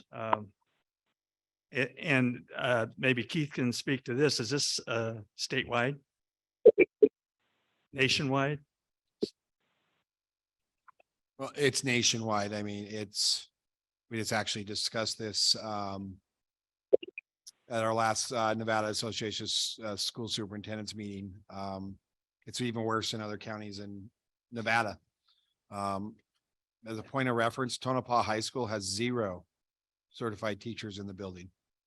And then add special ed. And I even shared with the legislature when I spoke to them a couple of weeks ago that they're completely unaware of the thousands and thousands and thousands of dollars that school districts are paying for due process claims. And that's only going to compound itself when you're understaffed. When you're understaffed, you create a bigger liability for you as a district. And we've asked actually in our May meeting for the director of special education at the state to come before the superintendent so that we can have a discussion, because what happens is school districts then get corrective action plans, and it's not really their fault. But then the state is putting corrective action then on the school districts in a situation that is difficult. I will say, and we'll keep our fingers crossed, we have seen a little bit of an increase. And when you talk about compensation, I think we're gonna have to look at compensation in the certified world a little bit differently around this to attract people. Because if we don't invest the cost upfront, we're going to pay for it on the backside of it. So I think those are things that we've had open dialogue with our teachers union, and we'll continue to have that dialogue. But I think we all recognize that is a critical issue for us staffing wise. Thank you. Any other? Trustee Barnes? I got a crazy question. If we have teachers come, they're not certified or qualified in a particular area that we need, do we have any right or anything that we could offer to help them with their education cost-wise in order to get them qualified? Although we could start them, but I mean, to get them. As in like the district supporting them financially to complete Yes. their, currently, we do not have that in place. We have worked with a number of teachers that or individuals that come to us not licensed and help them through the ARL program, not financially, but supporting them. One, we provide them a position that they are paid as teachers while they get their license through the ARL program. There's also programs in the state that allow teachers that are certified, that are not certified in an area that they're interested in. Special ed, for example, if a K-8 teacher wants to move into the special ed world, there's a route for them to do that. We don't currently have a financial plan or system where we as a district reimburse or pay for teachers to go get that endorsement. There are some scholarships through the state. I teach scholarships that people apply for. And when we have people interested, we help them get that information and apply for those scholarships. But I would tell you, I think it's something that we could definitely look into and possibly help us attract people to the teaching profession, because there are people locally that do have interest, we've seen, to become teachers, and it would definitely help them to have financial support in that process. I would definitely support that. This could be a question for Mark. Mark, is there really any maybe even grants that would be possibly backing something like that?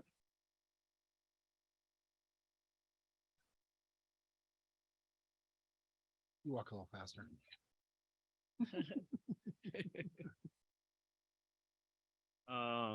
That's a good question. Nothing that I've seen at the moment. that's come up, but we're kind of early in the stages. We got a bunch of them that have come about. So Now the seed's planted, you can look. well, I've got my list. I was just talking with Mr. Good. Tobias earlier about a list of wants, list of needs. So it's good. But I Thank do you. think that we have tried, we do have language in our classified agreement that we save a job for if somebody is trying to become a teacher and has to go out that period of student teaching, we do save their jobs for them to come back to, so they're not taking a risk of going out and student teaching and then not landing a job. And we're certainly, just over the past 2 years, paid student teaching. If we can, so we're trying, we recognize, college is a crazy thing. You pay to go student teach and you can't work. It's like, and you pay just as much as you normally do to go work in student teaching. So again, I think we just nationwide, people are not going into education. And it's going to become more and more competitive. Going back to our budget conversation, I truly worry that we're sitting nearby a district that is doing well in the pupil-centered funding plan, 2 of them, and it's going to make it harder and harder. That discrepancy in salary is going to only grow, and we have a higher cost of living than those 2 areas that are getting more funding. So, In other words, I want to share something. It's part of why we hired Haley, is to help us look at alternative ways to recruit. We ran our first Facebook ad, and we get analytics. And so we know that, and it probably was more, but in the first 2 days, we were able to track that ad and know that 18 people clicked on it. And then we were able to tell that 12 of those 18 actually started an application. And so we have seen in certain areas a pretty substantial increase in applications. And so again, looking at it from a different way of really targeting areas that people may want to leave to move this direction. And Joe had talked about this earlier of, we've kind of gone to the Midwest and really we kind of realized through all this that in the work with our marketing is California is where we really need to target. Because people can maybe afford to buy something here if they have property in California, and there are enough people obviously looking to leave California and to target that. So I think we've seen already some changes in the way we're going about recruiting. That there's been some positive. Video is beautiful. It is. We're gonna have to show it maybe at the next meeting. Yeah, I was supposed to at this meeting. I'll remind you, Thank because you. I love I need it. the think it's reminder. great. So, all right.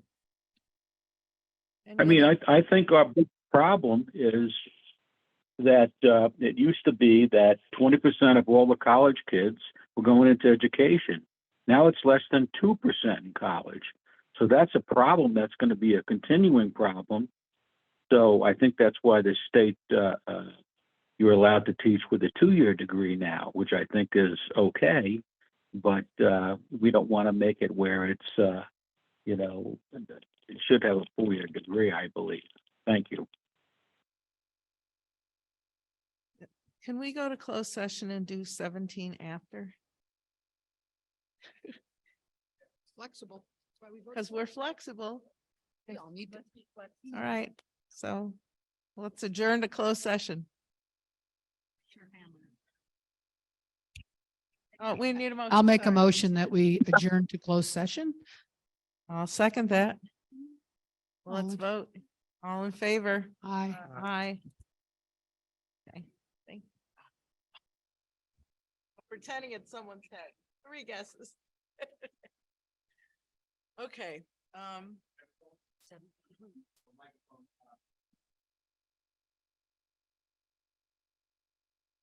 Tony, are you here?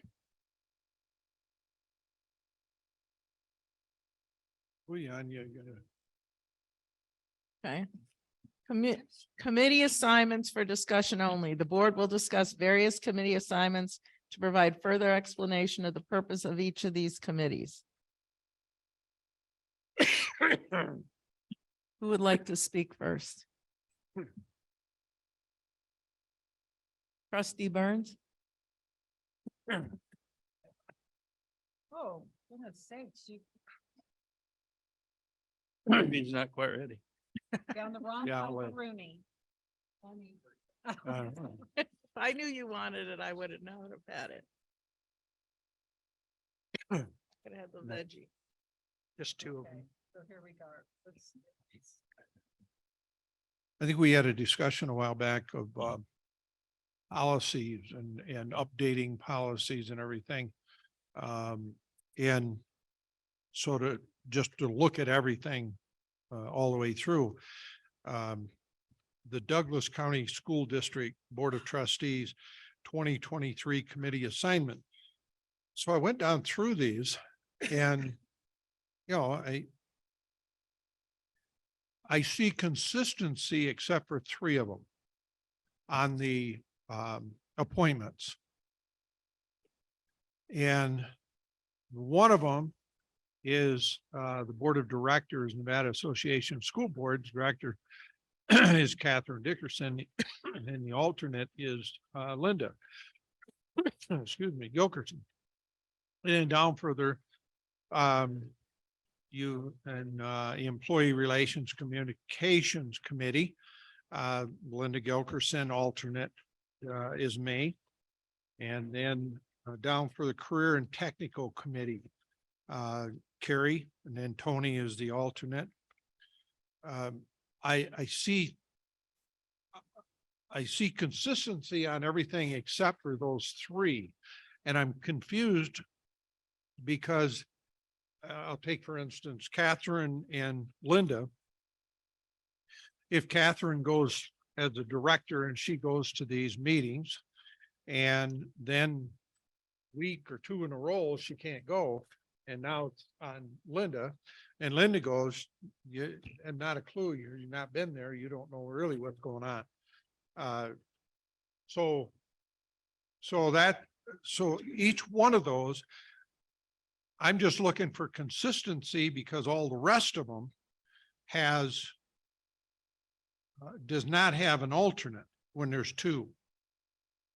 But except for those three, and I'm suggesting that the alternates, so they know what's going on, goes to the meetings just like all the rest of them throughout here. I'm just going to caution the board, if I may, President Jansen, Yes. to be really careful about the agenda item as it's described within the agenda and to limit the discussion to the purpose of the agenda item and stay within the scope of that description. You understand what she said? Nope. This item on the agenda is described as the board will discuss the various committee assignments to provide further explanation of the purpose of each committee. So that's what the discussion should be limited to. So if the board wants to entertain a more broad discussion or a more specific discussion on the committee assignments, we'll just have to be careful where it goes. It might have to be re-agendized and brought up again.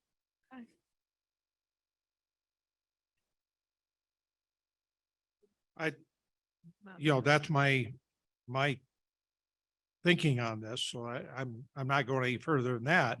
I just would like to see consistency in this. To clarify that.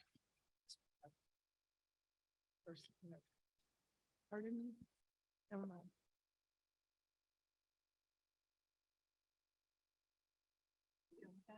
Does anybody else have any further comments? I would like just clarification from our legal. Sorry, I must have what Dave has. Excuse me. When he brought up the about consistency. Can I talk about that? Or no? When he said about Catherine being and I would be the alternate. Can I? Because there is consistency. Right. Because of what I'm sorry. We probably could have that discussion in terms of why maybe an alternate is a good, and you're not totally out of sync with because what the committee does. Maybe I keep it in what the committee does as the director and what your role is. Okay. If that Okay. makes sense. You saying that, then Catherine's doing a great job by being on this committee, I think. And as an alternate, I still touch base with people that are on NASB. I still go on the website and check out what's going on. Just because of interest, just like anybody can check out the chamber or anything else. I believe that some of these committees could have two people, Dave. I agree with you on some of that. I also think that some of these committees, there's only room at the table for one. I think your committee that you're on, the debt management, I believe that's only room for one, so you don't need an alternate for it. At least that's how Ross Chichester described it, and he always went. I think if we're attending our meetings, then we don't need to worry about that. So, and if I have an alternate for something, I would let that alternate know that I cannot make it. It would, but that's a very rare case in my situation. The other thing I would offer too, I think is so like the Parks and Rec is a public meeting, so the alternate could always go and attend and hear the discussion. They just wouldn't be at the table because we have one space within that Parks and Rec board is devoted to the school district. I think the same would be true of NASB. I don't know if they're open meetings. Do people come and just observe? No. Okay. Well, Go ahead. Okay, Go ahead. so I baited you into that. so when I've gone so far, they've been Zoom. Okay. So there are just certain folks that are directors and Right. the executive board that we meet with, so whatever. The chamber is another one that's really only one person at the table unless you bring a guest. Like I brought Haley to the chamber meeting as a guest. She was a superstar, by the way. I forgot to tell So you we that. can all go, anybody is a guest to that, right? You have to be invited to come if you want to come and speak. But we could ask for. If you wanted to come to a chamber, I could ask if I can bring a guest, and sure, you definitely do. But you also have two other chamber chances to go to. This is just the advisory board. Right. The other ones are the coffees where you get to stand up and you get to introduce yourself and talk about whatever you want to talk about. Tell them whatever. And then the luncheon is actually $40. So it's a little expensive. And I just didn't want to, it's business oriented. Let's keep it on the chamber that we go Sorry. to. Okay, I'm sorry. Hey, I mean, our judicial operates alternates on a.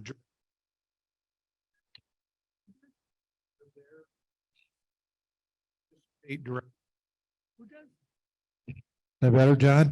Could you repeat that, please? He's- Judicial system, if you're on a jury, you have alternates in a jury. So if a jury member drops out, you have an alternate that has listened to everything and can step right in. So that's my drift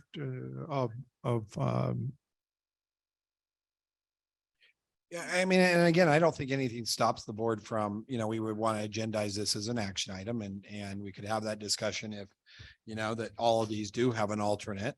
I mean, we can certainly set it up that way. I mean, I know you look at the liaison to Tahoe Douglas Chamber. I mean, Doug's that because he lives up here.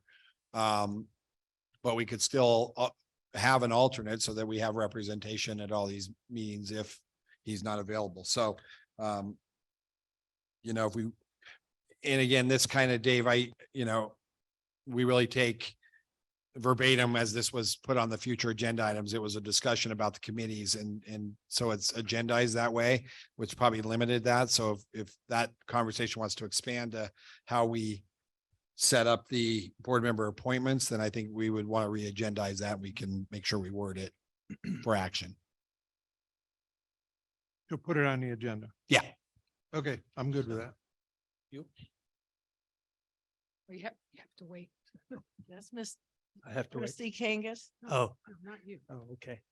So, and this is off that topic to a certain degree, but on the topic we're on. And it's like the DPAC committee. I guess I'm the lead guy, but Doug can show up anytime he wants. There's two of us, but it's an open meeting. It's recorded. It's got an agenda set aside, and there's a opening and closing to the meeting. So I wouldn't think that if one of the other trustees would want to come to one of those meetings, they'd be more than welcome. I enjoy going to those meetings because of the fact that you have a school host, where you have a vice principal and a principal presenting. You have parents, sometimes quite a few, that have input on their level. You have directors there, and you have board members there. So it's just a great group discussions that we have about topics, and you get a presentation on the school on top of it all. So, but again, that's an open meeting, and I think that's the point. Trustee. Yeah, I just wanted to make a correction. I know this time was to talk about each group if you had questions about what was involved in each one, right? That's what it says on the agenda. There is a correction to be made on the where did I go? Employee relations. It says we meet every month, and we don't. We meet every other month. So that's a correction that should be made. I said for the Employee Relations Committee, Communications Committee, it says we meet monthly to hear feedback. We meet every other month. So if you haven't heard me give any feedback, it's because we didn't meet. So with that correction, that should be put in the agenda as well. Yeah. Yeah. Yeah. Okay. Any other comments on 19? Okay. 17. 18. 17. Okay. 17. Okay. Number 19, meet and confer agreements SGG, discussion for possible action. Mr. Gardner?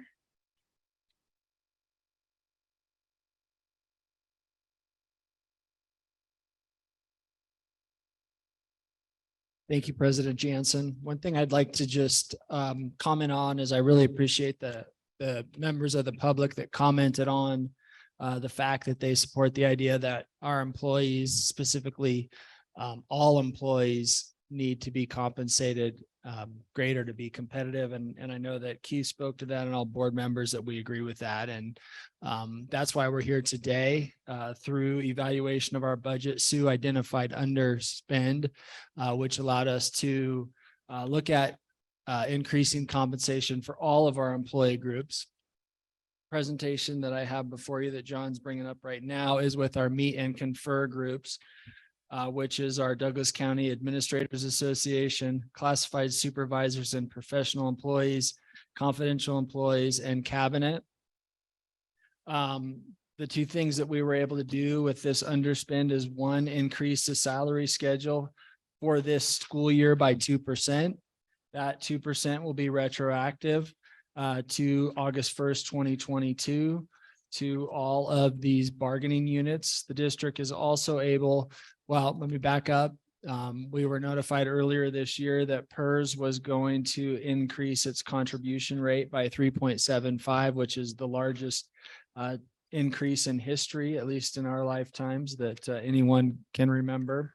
And so the district is proposing that we, as a district, cover that full 3.75%. The PERS rate will go from 2.975 to 33.5.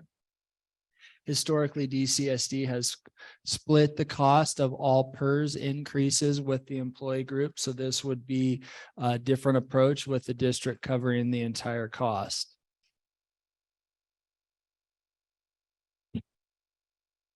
So what I have before you here is the cost for the district. If you look at administrators, the salary increase would be about $40,000.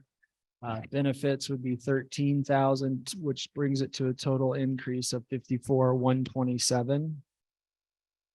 I don't need to read through all that, but for these 4 employee groups, the total cost of the salary increase is $110,884. Any questions on that so far? Then the next slide is the cost of the PERS increase. And again, I'm not going to read through this, but for this group, this is an overall cost to the district of $151,939. I'm excited that we're able to do this for our employees. I think obviously both are really beneficial, but it's nice that we're able to cover the PERS increase completely. Any questions on our proposal for meet and confer groups? So why is this increase happening, the biggest you've seen ever? Why is this happening to that extent? Do you want, so, there, and Keith may have to jump in, but essentially for PERS to stay, solvent or in a good place to fund, current employees long-term, they're estimating that this is the amount of increase that needs to happen. And there's talk that there will be more increase in the future as well. So is it because it's the biggest that anybody's ever seen, so something made that happen? I was just wondering what that was.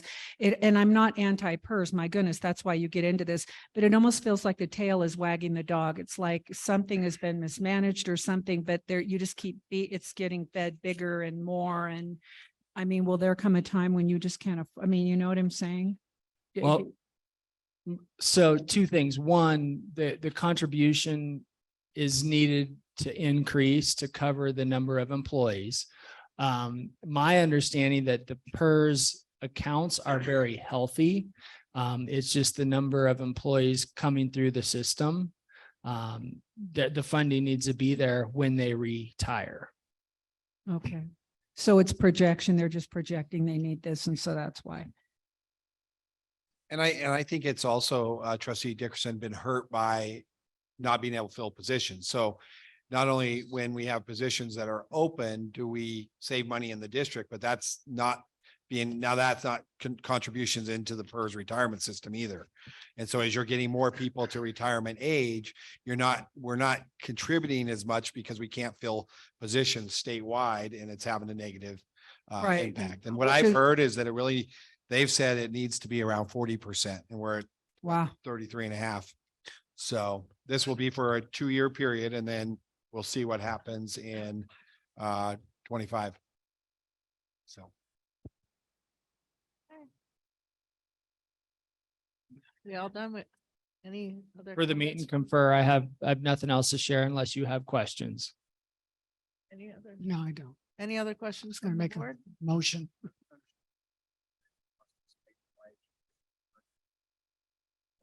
Sure. So, meet and confer are groups that are not classified as unions. They are associations, and therefore they don't have the bargaining authority, so to speak, that a unionized group does. And then our other 3 groups, DCPEA, DCSSO, and the Bus Drivers Association, are all unionized organizations and therefore have collective bargaining rights attached to those associations. Thank you. And this first group that I just spoke to is our meet and confer group. If there's no further questions, who would like to make the motion? Trustee Gilkerson. I'd like to make a recommend approve the memorandum of understanding agreement as presented, which includes a 2% salary increase and full coverage of the July 1st, 2023 PERS rate increase with the Douglas County Administrators Association, classified supervisors, and professional employees, confidential employees, and DCSD cabinet. Thank you. Who'd like to make a second? Second. Okay, I guess trustee That's good. Dickerson. No, that's fine. Either way. Is there any public comment? Okay, well, I guess it's time to vote. All in favor, say aye. Aye. Tony on? He's on, so we're gonna assume. Okay, Let's see. unanimous, Karen.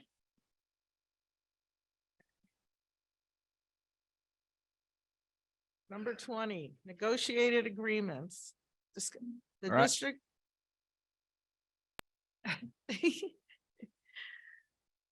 Well, Mr. Gardner, would you please fill us in on this? Thank I you. apologize for speaking over you. I jumped the gun. I'll be quicker on this presentation because the same 2% and the district covering the PERS contribution will be the same for this group. The only thing that I want to point out is that the PERS rate will go from 29.75 to 33.5 for employer paid PERS, and from 15.5 to 17.5 for employer paid PERS. And again, for the so employer paid is where the district covers the cost of PERS and pulls it automatically out of the employer's or it's factored into their salary and is contributed to PERS by the district. Employer paid allows the employee to pay their half of the PERS. What this does, allows those employees, if they ever leave PERS, to take out what they contributed when they leave the district or when they leave PERS. Did I explain that clearly? Okay. And so the two things are the same for these groups, with the 2% being paid retroactively back to August 1st. And then again, the district will cover the PERS contribution. You can see the cost of the 2% salary for this group is $826,768. And the costs are broke down there by each group. And then the PERS cost is just a little over $1 million for these three groups.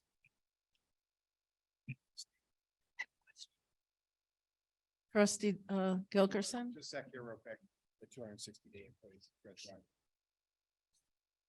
Thank you. So for the 260-day employees, the pay will be retroactive to July 1st. Most of our class might go August to July. Okay, got it. Okay. Thank you, Keith. I have just a quick question. Employee paid through PERS and employer paid PERS. I see this for the bus drivers, let's say, do they get a choice of what they want? They do. So they make less an hour, but they don't have to pay their own PERS. Correct. Okay. I didn't know that. Thank you. Any further questions? Can't bounce back. They can move once, correct? Trustee Kangas? So they can move. Question. once, you They said. can move one time. So not a lot, but where there has been a change is typically they'll start on the employer paid. And then once they get to 5 years and are vested, they decide I want to make a career out of this and stay. Then they switch to employer paid with, and at that point they're making the commitment, I'm going to stay in PERS until I retire. Trustee Okay. Kangas? Are these going to be presented as a group vote on item 20? So I have a disclosure I would like to make at this point. And this is, my wife works for Douglas County School District. And to avoid any conflict of interest, my vote will be abstaining from the classified staff that she is considered working with. And that's the Douglas County Support Staff Organization, DCSSO. So I'm abstaining from voting for that raise for that organization. Okay, thank you. Any other further comments or questions? Okay. Who would like to make a motion? God bless you.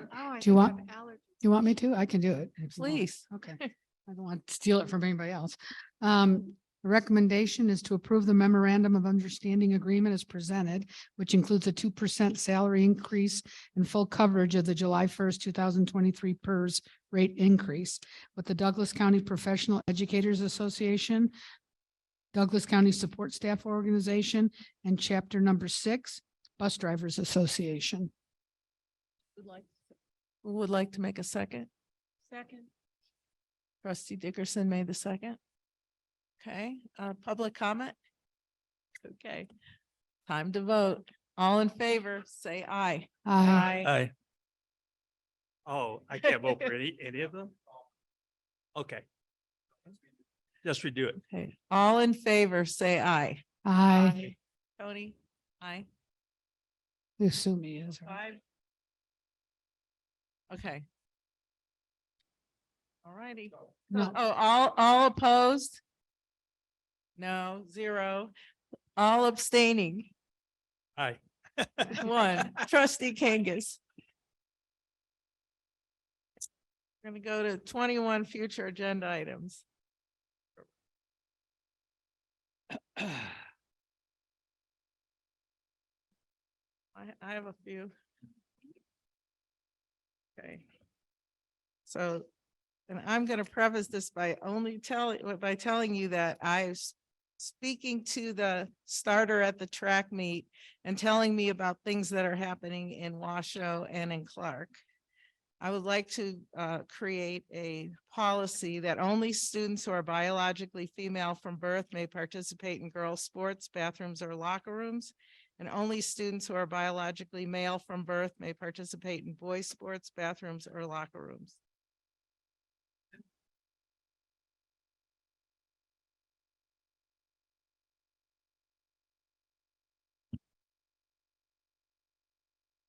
Who else has another one?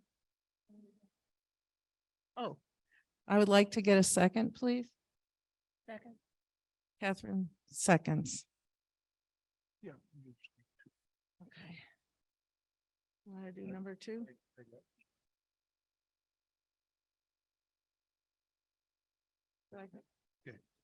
Okay. Put on the agenda for the committee, assignments or discussion and possible action.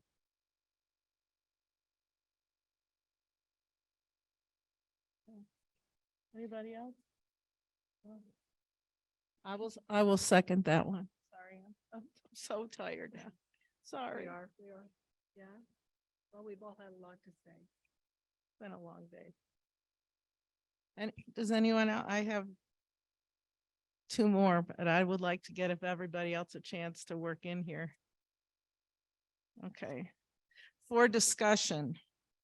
No school materials, including library books, textbooks, and online courses will be allowed in Douglas County School District that are not in alignment with the 14th Amendment resolution that has been established in our district, also including professional development and teacher training.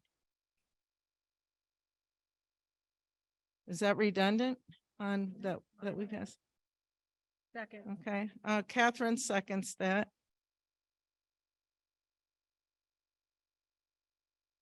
I think that's enough for today. I think so too. What, did you second? So I did. anything else with future agenda items? Okay. Then then we go to public comment. Oh, you are quite welcome to come up and speak.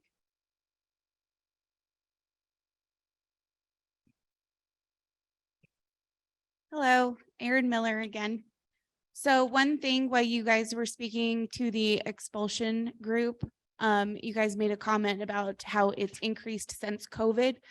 I think it's something that's happened prior to COVID. I think what COVID did is it made these kids a little bit socially awkward, and then it just kind of exaggerated it. I think what this really stems to is a mental health issue. I think that's where the school shootings, the school squattings, I think that's where drug, alcohol, that all plays a role. But I think it really stems to mental health. I graduated a school in Southern California in November of 2019. They joined an unfortunate group of school shootings, and 2 kids, victims, passed away. The shooter also passed away. That kid had a history with mental illness, mental health issues. So I think that's where we really need to look at as a community, as parents, you know, working with those community groups, Thrive, Tahoe Youth Organizations, things like that, to help our kids understand that if they're having those kinds of thoughts or going towards those types of dependencies, there's people out there that they can speak to in regards to those things. And I think that's where, as a community, we're going to help interfere or, you know, become that mitigator with those potential problems that come down the line. Thank you. Thank you. Thank you. Can we make comment? Can we make comment? Okay.